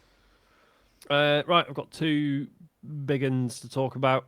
Hyrule Warriors: Age of Imprisonment. Well, I say big one; it's big to me. Well, it's a big new game of the week, isn't it? Yeah, I suppose. I didn't start with that. So this is the 3rd Hyrule Warriors game. It's obviously this is your Dynasty Warriors spin-off, but set in Zelda. That's a real sentence. It's really fascinating to see how this series has sort of progressed because the first Hyrule Warriors was kind of nonsense. It was just like, oh, there's portals are opening up and all the characters from different Zelda games are all together and they're all fighting. And didn't make any sense, but it didn't need to, right? It was just it's Dynasty Warriors, but you play as Link, and that's fine. And it was cool because the Dynasty Warriors games have these like ridiculous, very guitar heavy soundtracks, even though they're set in ancient China. And they did the same for Hyrule Warriors. It was all just like metal versions of like Zelda songs. It was great. It was really good fun, but kind of nonsense. And then with the second one, Age of Calamity. That was like a weird sort of alternate past or sort of sort of what if version of like the backstory to Breath of the Wild, and then it was basically what because obviously Breath of the Wild is like the apocalypse has already kind of happened and you're fighting to sort of make that right. Whereas Age of Calamity was like, what if they got a heads up in the past that this was all going to happen, and how that changed things, and it was sort of weirdly bittersweet because you fight, things obviously go a lot better, but part of you's like, oh, but I remember Breath of the Wild, like all these characters died and stuff, and it was quite genuinely quite sad. So that was, sort of semi, not really canon, but very much based in a game we knew and loved. So this one is, as far as I'm aware, is canon. It's what did Zelda get up to when she was thrown back into the past during all the events of Tears of the Kingdom, and turns out she did a lot of fighting. And it's so yeah, in some ways, and like the soundtrack and stuff is like really beautiful, but it's so far away from the sort of inherent silliness of like a Dynasty Warriors game. Like it feels like it's taking itself pretty seriously. I mean, the story, you already know it. Like there's quite a lot of cutscenes that I could do without, especially because some of them are lifted, beat for beat from Tears of the Kingdom. Like you've already seen this story play out. And it takes like a while for I can spoil Tears of the Kingdom now, right? I think it's been long enough. I think you probably can. I think that's probably fine. So obviously in the past, Ganondorf like takes over and becomes the Demon King, and that's when things really kick off. There's a good, I would say, sort of 3 to 5 hours of gameplay before that happens, and it is like these really sort of small like skirmish missions that you're doing. And then when it all kicks off, it's weird because like obviously it's a really horrible event, and Queen Sonia gets killed, and it's really sad. But part of you is just like, yes, it's a fucking war now. Thank God, there's massive battles and stuff, and it's gonna actually be loads fun. Loads of fun. There we go. I've written it down, James. Right. Thanks, guys. Thanks. Supportive co-hosts. So there's a bit of drudgery to get through initially, but the scale of it eventually ends up, I mean, it doesn't quite hit the highs of Dynasty Warriors Origins that came out earlier this. God, I think that was this year, wasn't it? And that was phenomenal because that did such a good job of like enormous battles, but then when you would spot in the distance like things kicking off because there's an enemy general there, and you're like, right, shit, I need to find that guy and take him out, and then the sort of constant flow between sweeping away hundreds of enemies to then be like, oh, now I need to actually concentrate and battle this one guy was really cool. Whereas this is more like, you'll be fighting lots of minions, and then there'll be a big Zelda boss. There'll be, I forget the names of them, the big guy who's made of rocks or whatever. Which is fine, but it's not the same. Like in like a Souls game, there's nothing better than like a fight with like another sort of humanoid character who's got quite a similar move set, right? Yeah. And that's really, really good fun. This is like, yeah, all the big bosses are just daft, right? They're absolutely huge, and they're sort of on a completely different scale. So it's not quite the same as fighting other generals in a Dynasty Warriors game, but it's still pretty good fun. There's this whole thing, like it's got the Zonai items in it. Obviously, you don't build stuff with them, but like they're just sort of part of your move set. So you can put down like a flame emitter, and there'll be some enemies that have got all ice on them, so they're weak to fire. So there's like elemental weaknesses, stuff like that. What is weird is you can tell they really struggled for characters, because obviously in the flashbacks you get in Tears of the Kingdom, it's like, right, you've got King Rome, Zelda, Rome's sister, whose name I've forgotten, and then they kind of went, that's sort of it, isn't it?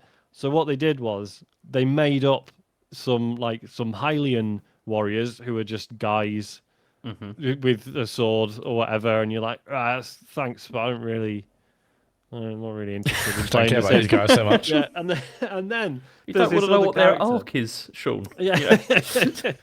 And then there's this other character who's literally, where I am in the story, he's still just referred to as the mysterious construct, right? So he's so in Tears of the Kingdom there was the Zonai construct, like the little robots who would build stuff for you or whatever. So he's one of those, but he's so clearly just Link. Like, it's so obvious that they just went, look, everyone's going to be really annoyed that Link isn't in this. Yeah. So let's just make Robot Link. And it's but like, and it's really fun characters to play as. He's quite cool in that you can add, so like the Zonai tools, like the flame emitter, ice, bombs, whatever. You can like equip them as part of his combos, which is really interesting. So you can be like, right, I'll, so if I do XXY, he'll chuck a bomb. If I do XXXY, he'll do a flame emitter or whatever. That stuff's quite interesting. You can also play as a Korok, who's one of the little leaf guys. Yeah. Can you play as a Korok seed? No, sadly not. Just the just a fully fledged Korok who apparently I didn't realize Korok's whole thing is that they're just traveling around trying to find somewhere to plant themselves in the ground and start a new forest. Yeah. Apparently I didn't know that. So that's his deal. And so he's really good fun to play as. It's pretty good. I think if Dynasty Warriors Origins hadn't come out earlier this year, I'd be absolutely thrilled with this. I don't think it hits the highs that Dynasty Warriors Origins does, sadly. But then also, this will be a lot more fun for people who really like Zelda. So, would it? Okay, Is it better than Age of Calamity though? I would say so. It certainly runs a lot better. It's a solid 60 frames. That's nice. Do you know? I remember playing Hyrule Warriors on the 3DS because they released the 3DS version, and that did not run well. It was pretty bad. It's definitely like it's missing some of the stuff. So Age of Calamity had the thing like when you played as Zelda, like her weapon was the Sheikah Slate, so her combos were all just like, oh, she's like chucking a bomb, now she's firing ice, now she's doing the, and like it was like that was really fun. There's not really anything like that. King Rome's sister, who thank you Phil Wall in the chat, Minoru is her name. She kind of has that in that all her moves are all just Zonai items that she's chucking out. So like one of her moves, she's got a couple of moves where she just kind of builds a vehicle in front of her and charges forward in it and stuff like that, which is quite good fun. But yeah, it's mostly swords and spears and what have you. I'm enjoying it. It's fine. It's probably not making the game of the year list. Let's be real. But yeah, good fun. I have also been playing. I don't want to have as much to say about this because I've only just started playing it today. I've been playing Ark Raiders. Excellent. Which I know because it's been around for a couple of weeks now, and obviously we were getting a few people being like, why are you not talking about it? And I think we said last week, we were all going to buy it and do a stream of it, and we found out it's only got 3-man squads in it, so for us is no use. But yeah, so this is the new extraction shooter from the Embark Studios, people who made the finals. Yeah. And I was always interested because, and obviously this was purely anecdotal, but I felt like when the marathon test happened and a lot of streamers and YouTubers and stuff had played it and were talking about it, a lot of them were like, yeah, probably check out Ark Raiders, I think.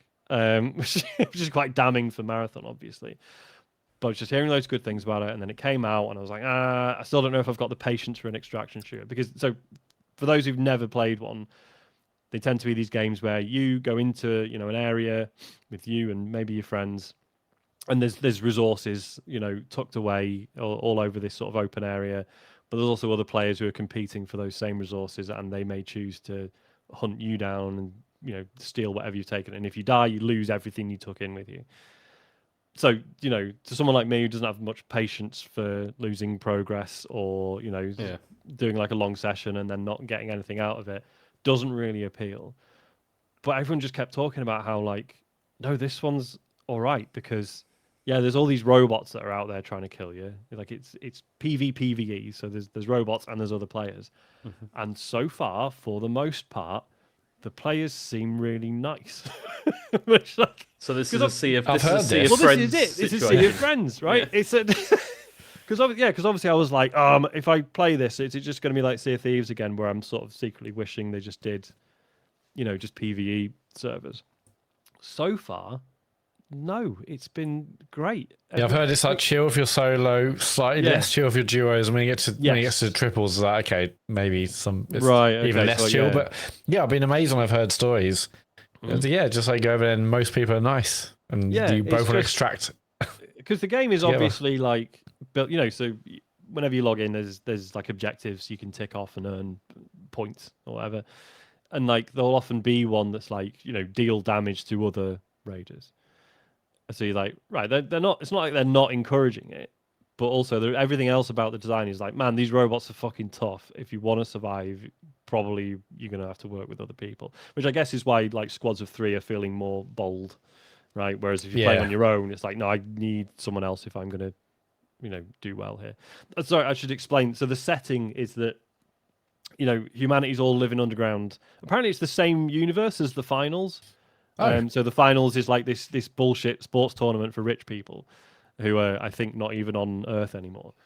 And then, so Outriders is humanity's living underground and people go up to the surface to scavenge for stuff. And there's these murderous robots hanging out who destroy anyone they see. And if anyone tries to build anything on the surface, they destroy it. And so you're nipping up to get resources. And like, and it's kind of an interesting setting. Like the writing is not good, and we'll get to that in a minute, but the setting is cool in that it's like, sort of high and low tech simultaneously. Again, there's all these amazing robots that you're trying to survive.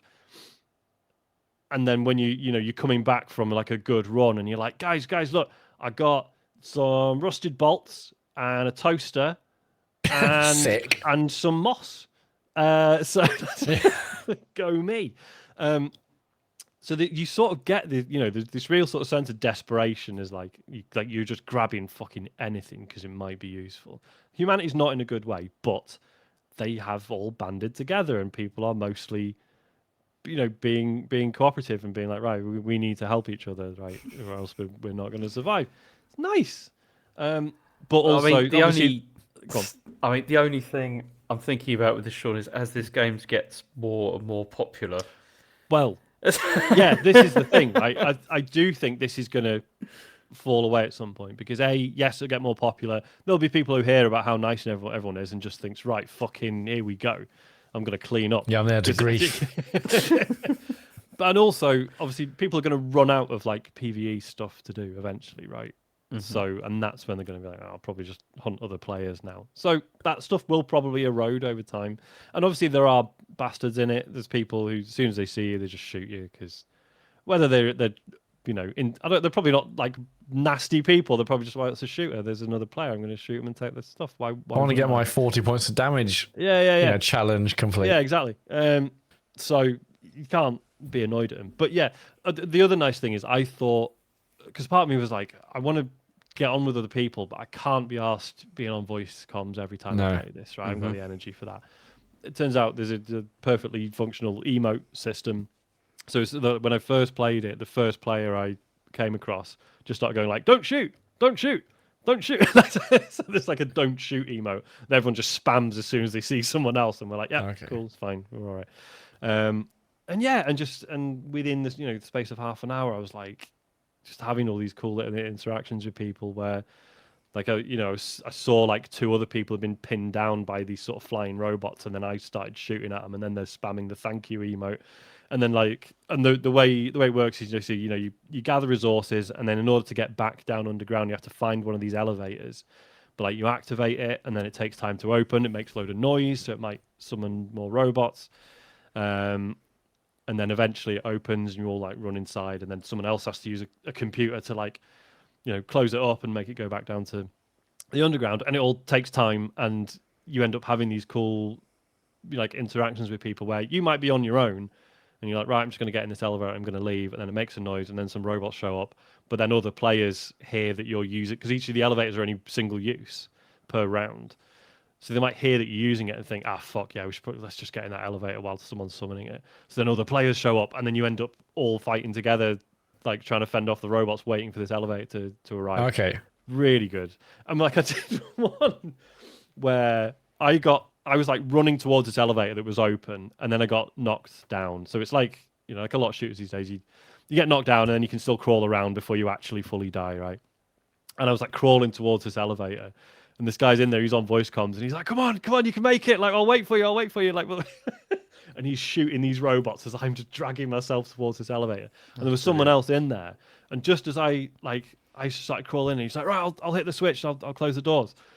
And then this other person that was with him just like ran out for no reason. And they just heard him go like, no! And then and they just got like, well done, you've made it back home. I was like, oh my God. Brilliant. It's good. I've heard it's got like voice filters and stuff, a bit like the voice masks of, really?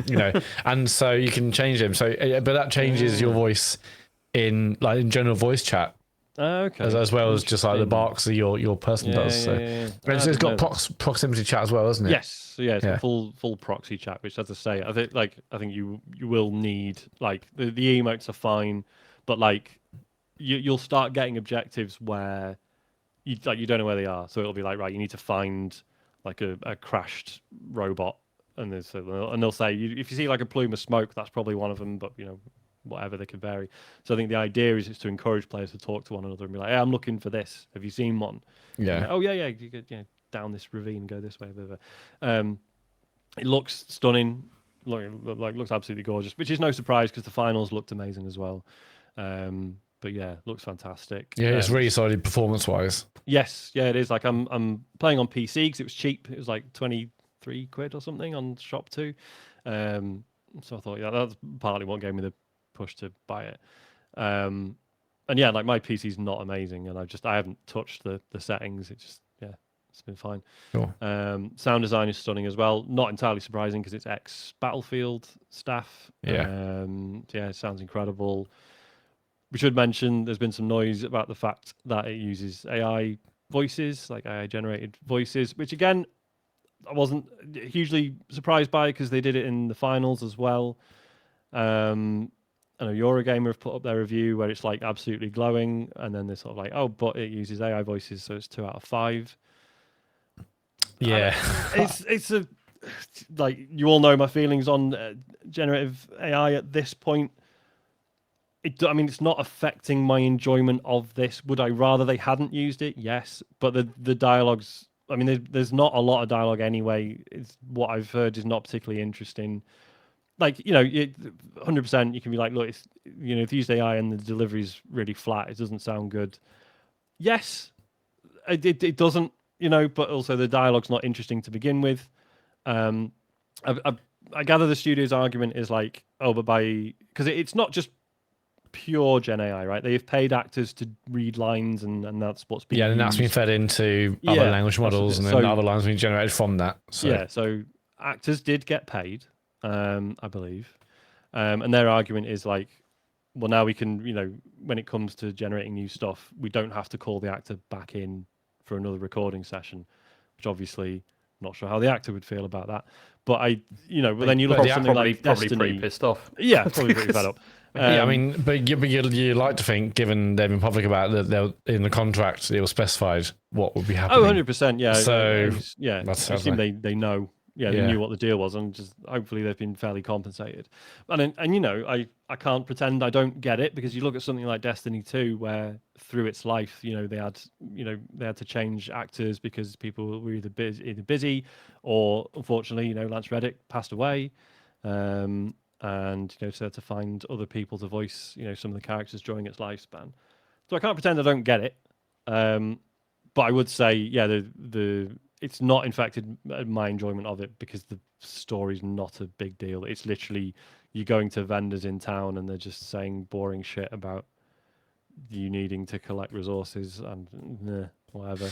Yeah, we're in a tricky situation with this AI stuff because generative, AI has been probably used in every single studio right now. It's just whether they're admitting it, how much is generative, are they doing it to like generate 1,000 trees or little barks here or there, or they're using it to create entire stories. I don't know, but it'll be part of every studio, seeing like how can we save money, how can we take out jobs where no one likes these jobs, and that person can do something else, or is actually taking jobs away entirely. And I feel bad in some aspects that the developers who worked hard in this game get this kind of review. What's saying the same? The game's great, but it's a 2 out of 5 because of this. But it's also good for you gamer to bring it up. I think we're in a bit of a messy situation at the moment where we're kind of everything's happening at once. Maybe James, you just mentioned earlier today, like if it's just like a standard call out in every review about usage of AI. Yeah. Would that appease anyone? I don't know.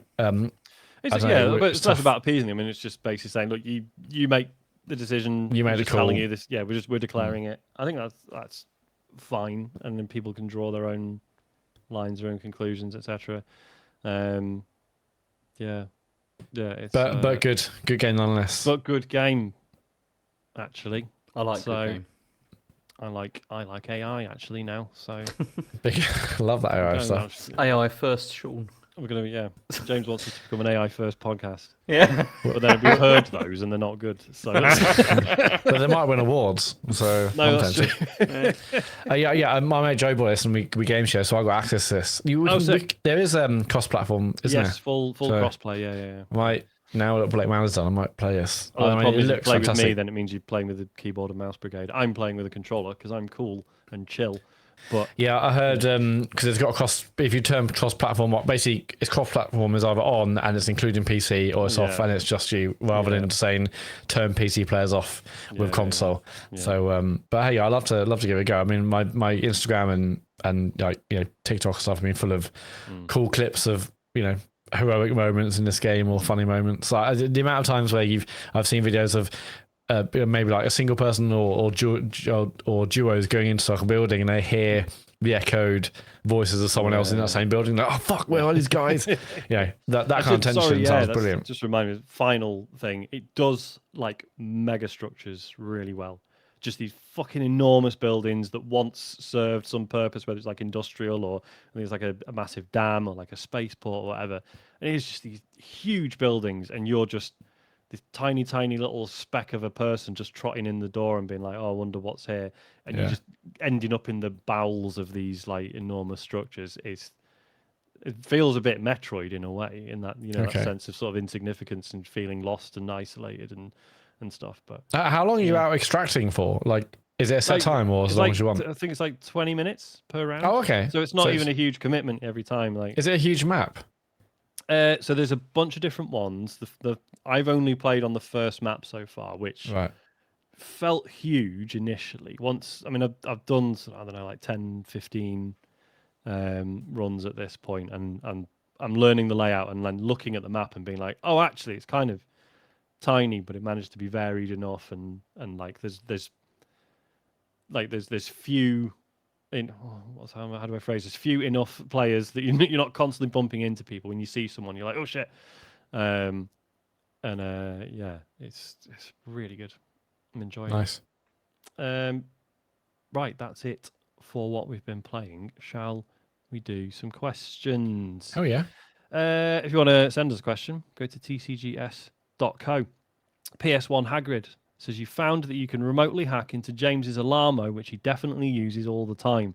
What do you do to it? I don't want to look at it.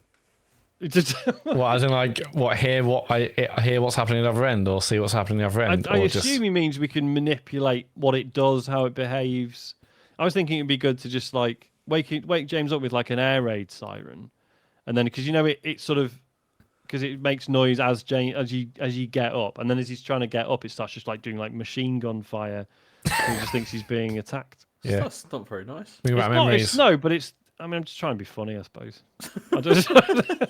James got PTSD from World War II, so That's not. true. Yeah, bad memories. I mean, I think have it as it is, but it's just characters from David Cage games. Yeah, It's randomized. So depending on what morning, whatever happens, some morning it could be, the guy with the great glasses. Yeah, can you imagine that? Some morning it could be Jason. Be woken up by Jason. Jason, fucking asshole. Fucking yes. Oh, that would be Yeah, Actually, we Jason need to like do that. this. This needs to I happen. would like that actually. Because I think this guy's kind of religious. It's like Yeah. Actually, that's backfired. That sounds like a great idea. Yep, never mind.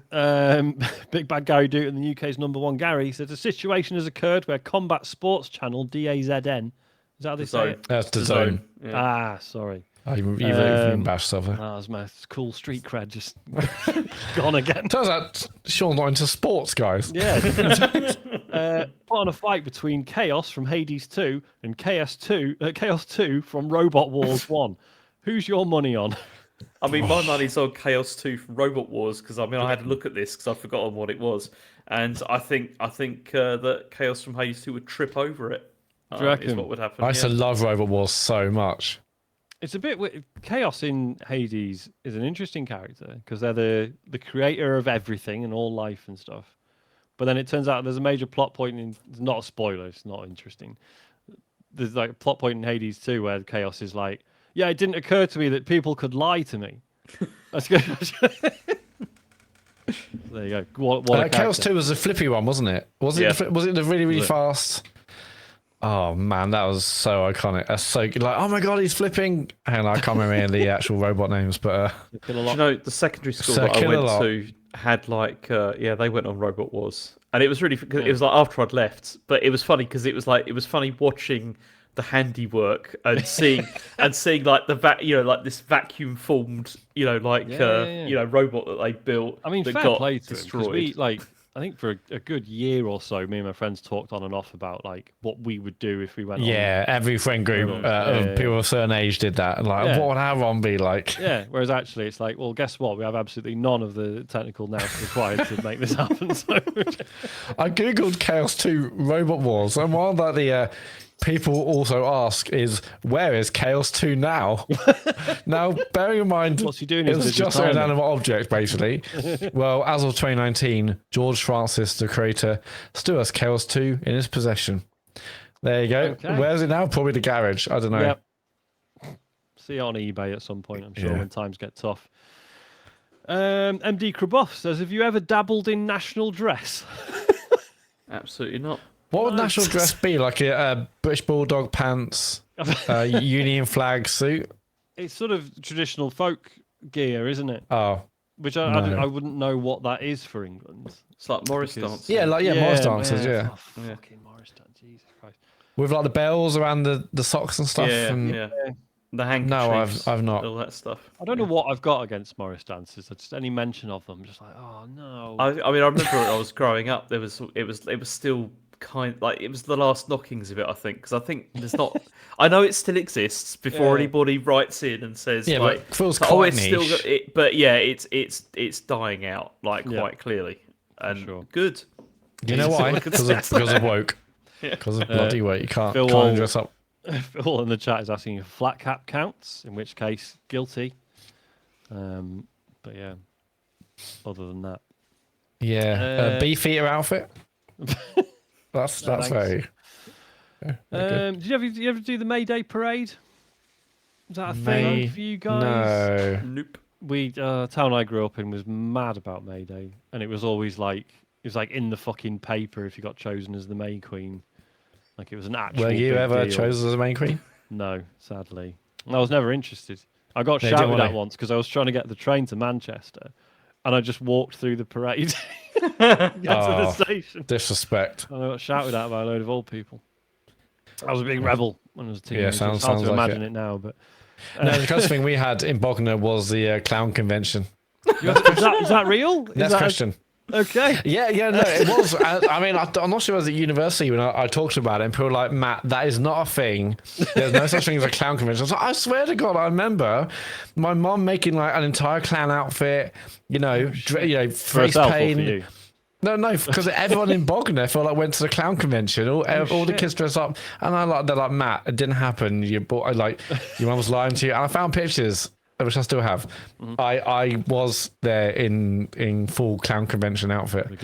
Oh, damn. So that's the thing in Bognor, at least. Cool. Brilliant. Bill Dining Table says, happy birthday to Dave and James. Question for James, what was life like in black and white? Was the invention of colour difficult to adjust to? Oh, shit. Bill Dining Table's got you right there. He's done me right there. I mean, we did actually have a black and white TV. I was going to say, when we were little, the second telly that we used for games and stuff was black and white, and then the big treat at Christmas was we could bring the Commodore 64 downstairs and play games in colour for a week, And It's very nice. I mean, I remember going to my granddad's house to watch football with him, and he only had like a black and white, and it was a TV that was like from Radio Rentals that he'd had for Oh, yes. years, and it was to the point where like the screen was all like sort of frosted over, like what you couldn't see what was going on. It was ridiculous. Like, come on, you greys. Yeah, it's terrible, but yeah, color was a big thing. we've talked about the aging phenomenon of renting TVs, right? I think that's Yeah. come up before. Yeah, was it? Yeah, was it Radio Rentals? It was Radio Rumbelows, Rentals. Yeah, it was one of them. Yeah. Rumbelows. Tandy? You could probably do it for now as We're well. doing that thing now. Yeah, we are. What's your favourite old shop, everyone? Remember Woolworths? Mars bars with a 6p. Maria Mendieta says, "Dear TCGS scoreboard, playing cassette beasts, I felt nostalgic for that Dutch technology of yore. While Sean and I may still champion music cassettes, the days of games being recorded on them for the specky are long gone. If software had not gone mostly digital, what physical media would have been next to replace discs in today's gaming space? Keep up the unparalleled work. Sincerely, Maria." I mean, it would have been SD cards and stuff. I was going to say, just like solid Yeah. state media, but then Switch 2, we're already finding it's not sufficient because they're just not even putting the games on them anymore. They're just the key. I mean, So- would there have been another Blu-ray, like in terms of like another optical Better format? optical disc. Yeah, I don't know. Do you reckon Blu-ray's the last physical one then, the last big one? Yeah, I think so. Could be. It's I wish UMDs were bigger. Sorry, I don't mean bigger in size because they were quite Physically massive, larger. but like they look cool, like a little mini CD and like the transparent UMD case. I They miss look great. mini discs, man. I say, Yeah, yeah, mini discs. I could bring them back into my own life. I if had a wanted. mini disc player. Yeah. I had two actually. 'Cause when one broke, I love my mini disc player. The fact that did. you know, they look so Didn't skip. cool. I always wanted like one of those mini disc like drives for my computer. You know, so Yes. you Yeah. could like use mini That's the discs thing, in it. wasn't That it? would have Yeah, been yeah, cool. But yeah, I mean, I don't know what year it was. It was when I was probably between the years of 17 and 21 over. But on Christmas Day, I used to work. Well, after college, I would work in a hospital cleaning and sorting out water for wards and stuff. It was good money actually for 16-year-olds. But on Christmas Day, I'll have to work as well and help on the wards. And I remember one year, very proud, walking into the hospital with my brand new mini disc player, now 37 on mini disc or whatever it was. Kate Winslet, What If in my ears, my word. Great times. I remember I mean- took my mini disc player to the Sony Centre. Do you remember those? Oh, yeah. And I was like, look, like when you closed it up, it wouldn't stay closed anymore. It just kept opening, right? It wouldn't work. So I took it there and I was like, can you do it? You know, it's out of warranty, but you know, what are my options? And the guy was like, right, see this bit of metal here? That's where it hooks onto the case and clasps, you know, closes it. He's like, I can't tell you to do this, but it's just bent out of shape a bit, and if you just bend it back, which I haven't told you to do, that will probably fix it. And then I just went and sat in the car. I was like, oh yeah, it's done. Wicked. Fixed. Great days. Bloody hell, I just Googled Now That's What I Call Music, mini disc. If you want Now That's What I Call Music 44 on mini disc, double album, 145 quid on eBay. Jesus Christ. Yeah, original mini discs are really yeah. expensive. Yeah, I mean, that's- even recordable ones are not as cheap. You know, not I very- can't I even never relive had my any- youth. I never bought like anything on mini disc. I used to just copy CDs What? onto mini disc. Oh. You know, sort of thing. Yeah. legal backups, Matt. Legal backups. Yeah, they go Still back is. up. No, Dave, I hate that. Dave, I Maybe hate we could that. see the return of the I've zip got Now disc. at home. It's fine, everyone. Return of the zip disc. Yeah, that's not a bad shout. Yeah. I was just thinking, what if so if we got new optical media, but it was like, you remember laser discs, like the size, so it was like the size of like Massive. an LP. Absolutely massive. Yeah. I would fucking love that if you could buy games on a fucking enormous disc. Yeah, because they'll sound better as well, wouldn't they? It sound Like sound crackly. warmer. Sound Yeah. warmer. No, it'd just be like, it'd just be cool to have, because you know, like I'm enough of a prick that I'll buy game soundtracks on, like games I own digitally, but I'll buy the soundtrack on vinyl just because it's nice to have a physical object that sort of represents it. So imagine if that was just how you bought the game and it was like you got a massive, beautiful artwork on the sleeve and everything. That would be cool. It would be cool. Or imagine buying the greatest hits of TCGS on vinyl, Yes. which I still really want to do. We've talked about it. I still really want to do that. Because Can't we who was it release in the it? Discord? Someone they linked us to a vinyl pressing place that it's not as expensive as I thought. It's I not mean, bad. We should do it on vinyl and mini disc. I Yes, think would be cool. Yeah, because everyone's doing cassette, aren't they? It's boring. That's been done. Yeah. No, we'll do zip drive. God, yeah, that takes me back. 100 megabytes. You got on one of those? Yeah. All right, so that doesn't. I'm gonna have to do something to the episode then because they're usually at 120. It's right. No, we'll do it for right. we'll do it for the Jazz drive. They went up to 250. Oh, So okay. It's fine. There you go. Yeah. Sorted. Lloyd the Fourth says, my excitement can't be understated to hear my favourite podcast read off my name, full name, something I don't think I'd do if I was fully awake, and dream. So this was Lloyd who wrote in last week about his TCGS dream, and he mentioned that he was like, I'm going to need to write this quickly because I forget my dreams as I'm waking up. To hear the guys who have made me laugh so much laugh at something I have written, but I have a much more exclusive excitement as I didn't remember that I'd written that message in. You all joked about me writing in a half awake days, and it was true. Lastly, a question. As I have Lloyd the Fifth, he's 1 year old, and I can't wait to have a forever gaming buddy. Hearing you all have gaming memories with your kids, I'd love to know your best and worst experiences with your kids and gaming, and any advice to a new dad who's already letting the boy have a controller during game nights. Thanks again for the podcast and even reading my messages. Thank you, Lloyd. It's very kind of you. I mean, one of my worst ones was recent, which was really? that Lego game that I played with Asher, which did my head in. It was, James's worst game of the year. Yeah, I mean, the game was brilliant, but yeah, it just rubbed me up the wrong way, like what was going on with that. But I mean, in terms of best, I think it's definitely got to be like playing Mario Kart with Asher, and then like it was the time when I suddenly realised, oh, hang on, I'm actually having to try now. And then he was like comfortably beating me sometimes, and I was like, this is brilliant. Like I've finally got someone in the house that I can play with, where it's like an actual challenge, and that was so nice. It was really nice to see like how he like mastered the whole thing. It was brilliant. Yeah, I think like worst. It's not like a specific event, but like you've got a good 2 years of them like just not getting it, like wanting to be involved, but just not clicking at all. Friend of mine was telling me the other day, so he was playing Tears of the Kingdom, and I think he was in the depths, and he killed a big boss or whatever. And then his son was like, "Oh, can I go run around and pick up all the stuff that it's dropped?" And he's like, "Yeah, sure, here you go." Immediately ran off a cliff and died. And he just Stupid kid.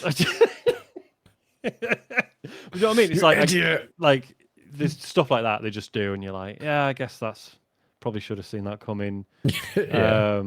I think I said it. I can't remember if I mentioned it on the show. I had a friend of Isaac's around, and Isaac was like, "Yeah, she really likes Minecraft, so can we play Minecraft together?" I was like, "Yeah, sure," and I set that up for them. And then it very quickly turned out she'd never played a video game before, certainly never played Minecraft. And from what she'd seen on TV, she thought you just mashed all the buttons on the controller. And it's like, it's only Minecraft, mate.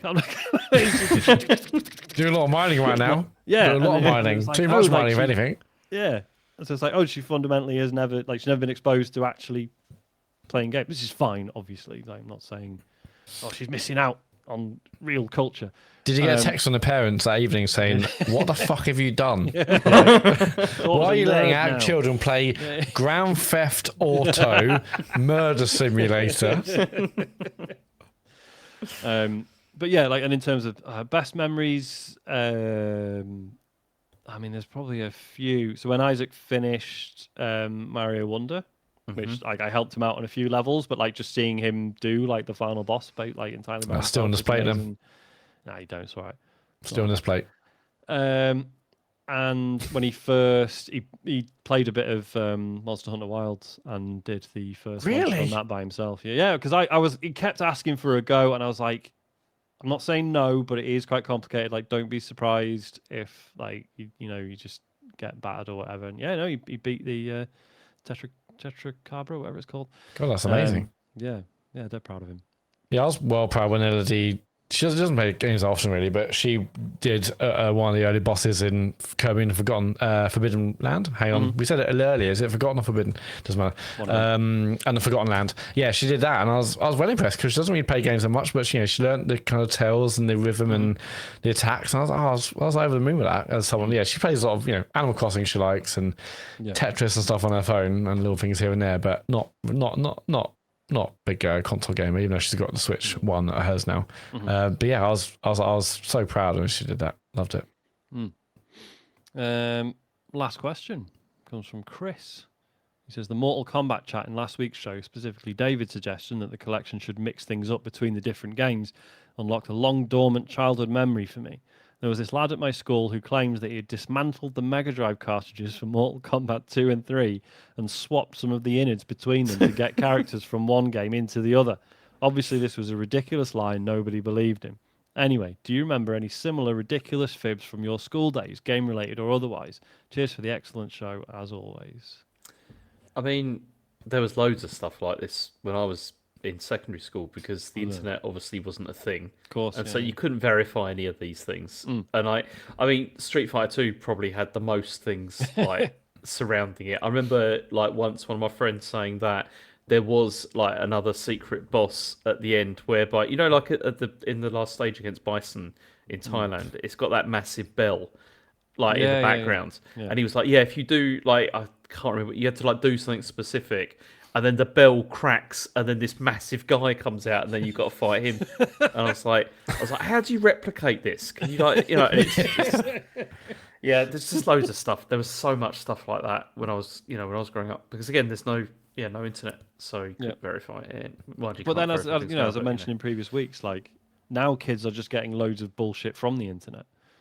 So because YouTubers are just like, yeah, Minecraft 2's coming out, and they just fucking believe it. One of Isaac's friends is a nightmare for that. I think I know I mentioned the Minecraft 2 thing before, but yeah, the other day Isaac was like, oh yeah, Thomas was telling me that when they first added the Nether to Minecraft, it was like a snow biome. I was like, that's not true, unfortunately. He's like, well, Thomas said it was. I was like, yeah, but I was there. Isaac, when they I was added forged it. in the mines. It was Thomas. He knew nothing. Ashley comes back with all sorts of stuff like that from school. Oh, really? And I'm just so tempted so many times to say, I think that your friend Hans is talking out of his arse. It's funny because am I doing Isaac a favour by correcting him? I'm not, am I? I should just let him. It doesn't matter. I think you can say it, and he'll choose to believe it or not. Yeah. It depends how hard you push it. Like, no, definitely 100%. Here's the links. Here's the like proof. I'd never, here's the citation. Yeah. Like I'd never but fall if out you can with say, him look, about it. that's not true, mate. I Get Thomas around here now. No, I was just saying that's not true. That's it.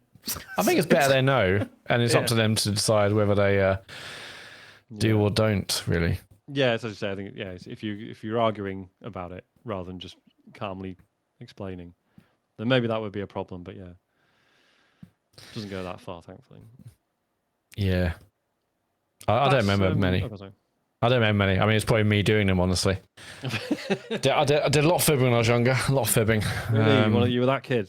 Yeah, I think I thought a lot about it in recent years. Therapy's helped. I think a lot of it was like feeling like I needed something to be interesting. I need about me. An edge. It's like, I need something. It's like, so I'm like, I've seen now, I've done that, or I've done, and now and what's funny is I was thinking about it on my run the other day. I was like, you used to lie loads when I was little to say all sorts of mad shit. So yeah, I've done that, or I've done this, or I'm doing this, and now I think it's because one, I was trying to have something about me, but now I feel like I do so much research into things that I can't be caught out. So I'm like, okay, I'm just gonna I want to be the person. So I'm like, oh yeah, have you heard about this? Like, yeah, I've heard about that, or I've done that. So it's kind of the opposite, or maybe it's me the person I am today, who I have to try and know as much as I can about as much bullshit because I didn't know about it, and so I was just like fibbing about it.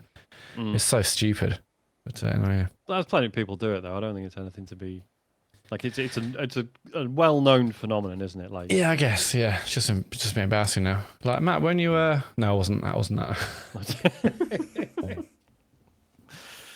Right, on that note, that's us, I think, for the week, isn't it? We done? It is, yeah. That's show tick, yeah. That is a show, yeah. Done. Go to bed now. Do you want to do the socials, Matt? Yes. James is still streaming Farley Steps. We don't It get sounded many like the baby last one ended steps a bit. updates. Yeah. What's the latest on baby steps? I mean, the last one I did on Sunday last week was that was a little bit. I think it's the most swearing I've ever done on a stream. I think because I was getting really hacked off with it. But then I got What sort through. of swears are we talking? We talking Fs or The Cs. big ones. The We're big talking ones. Fs and even Cs Oh my God. started to come out because it was. You muttered the same phrase I would say to myself over and over and over again, like "get up, you see." Like I was constantly saying that when I was the one making a mistake to make my man fall down a desert path. But I was like, "Get that up, euphemism? you stupid!" Yep. Are you still enjoying it though? I was until last week, but then now after I got past the bit that I got past, it's starting to be like, yeah, okay, maybe I can do this still. You can absolutely do it. Again, just think if I can do it, you can absolutely do it. Anyway, that was last Sunday, but are you streaming this Saturday again? Yeah, it should be Saturday. There's no football on, so yeah. There's no international break. Nothing bad Yeah, to so do. Saturday at 9, twitch.tv/TCGSco. You can watch James stream Farley Steps. If you've got an Amazon account and a Twitch account, connect them. You now have Prime Gaming. And with that, you get one free subscription to give to any channel of your choosing. Why not go to our channel by searching TCGS on the app or website, and you can give us your free sub. We really appreciate those that do that. If you miss our streams live, you can go to youtube.com/@TCGS, and you can see James's streams or videos of the pod, which we're doing right now on Twitch. And everything else is tcgs.co. That's links to our amazing Discord community, our store, our Patreon if you want to support what we're doing. We've got November's dates locked in. We just need to decide what we're doing on those dates. But if you're a patron tier, if you're a patron support of various tiers, you'll get emails about when we're doing our live gaming stream and the exclusive bonus monthly podcast we do. And tcgs.co for everything else. Sick. Thanks for letting us be natural, and I'll catch you next week. Ta-ra. Bye. Goodbye.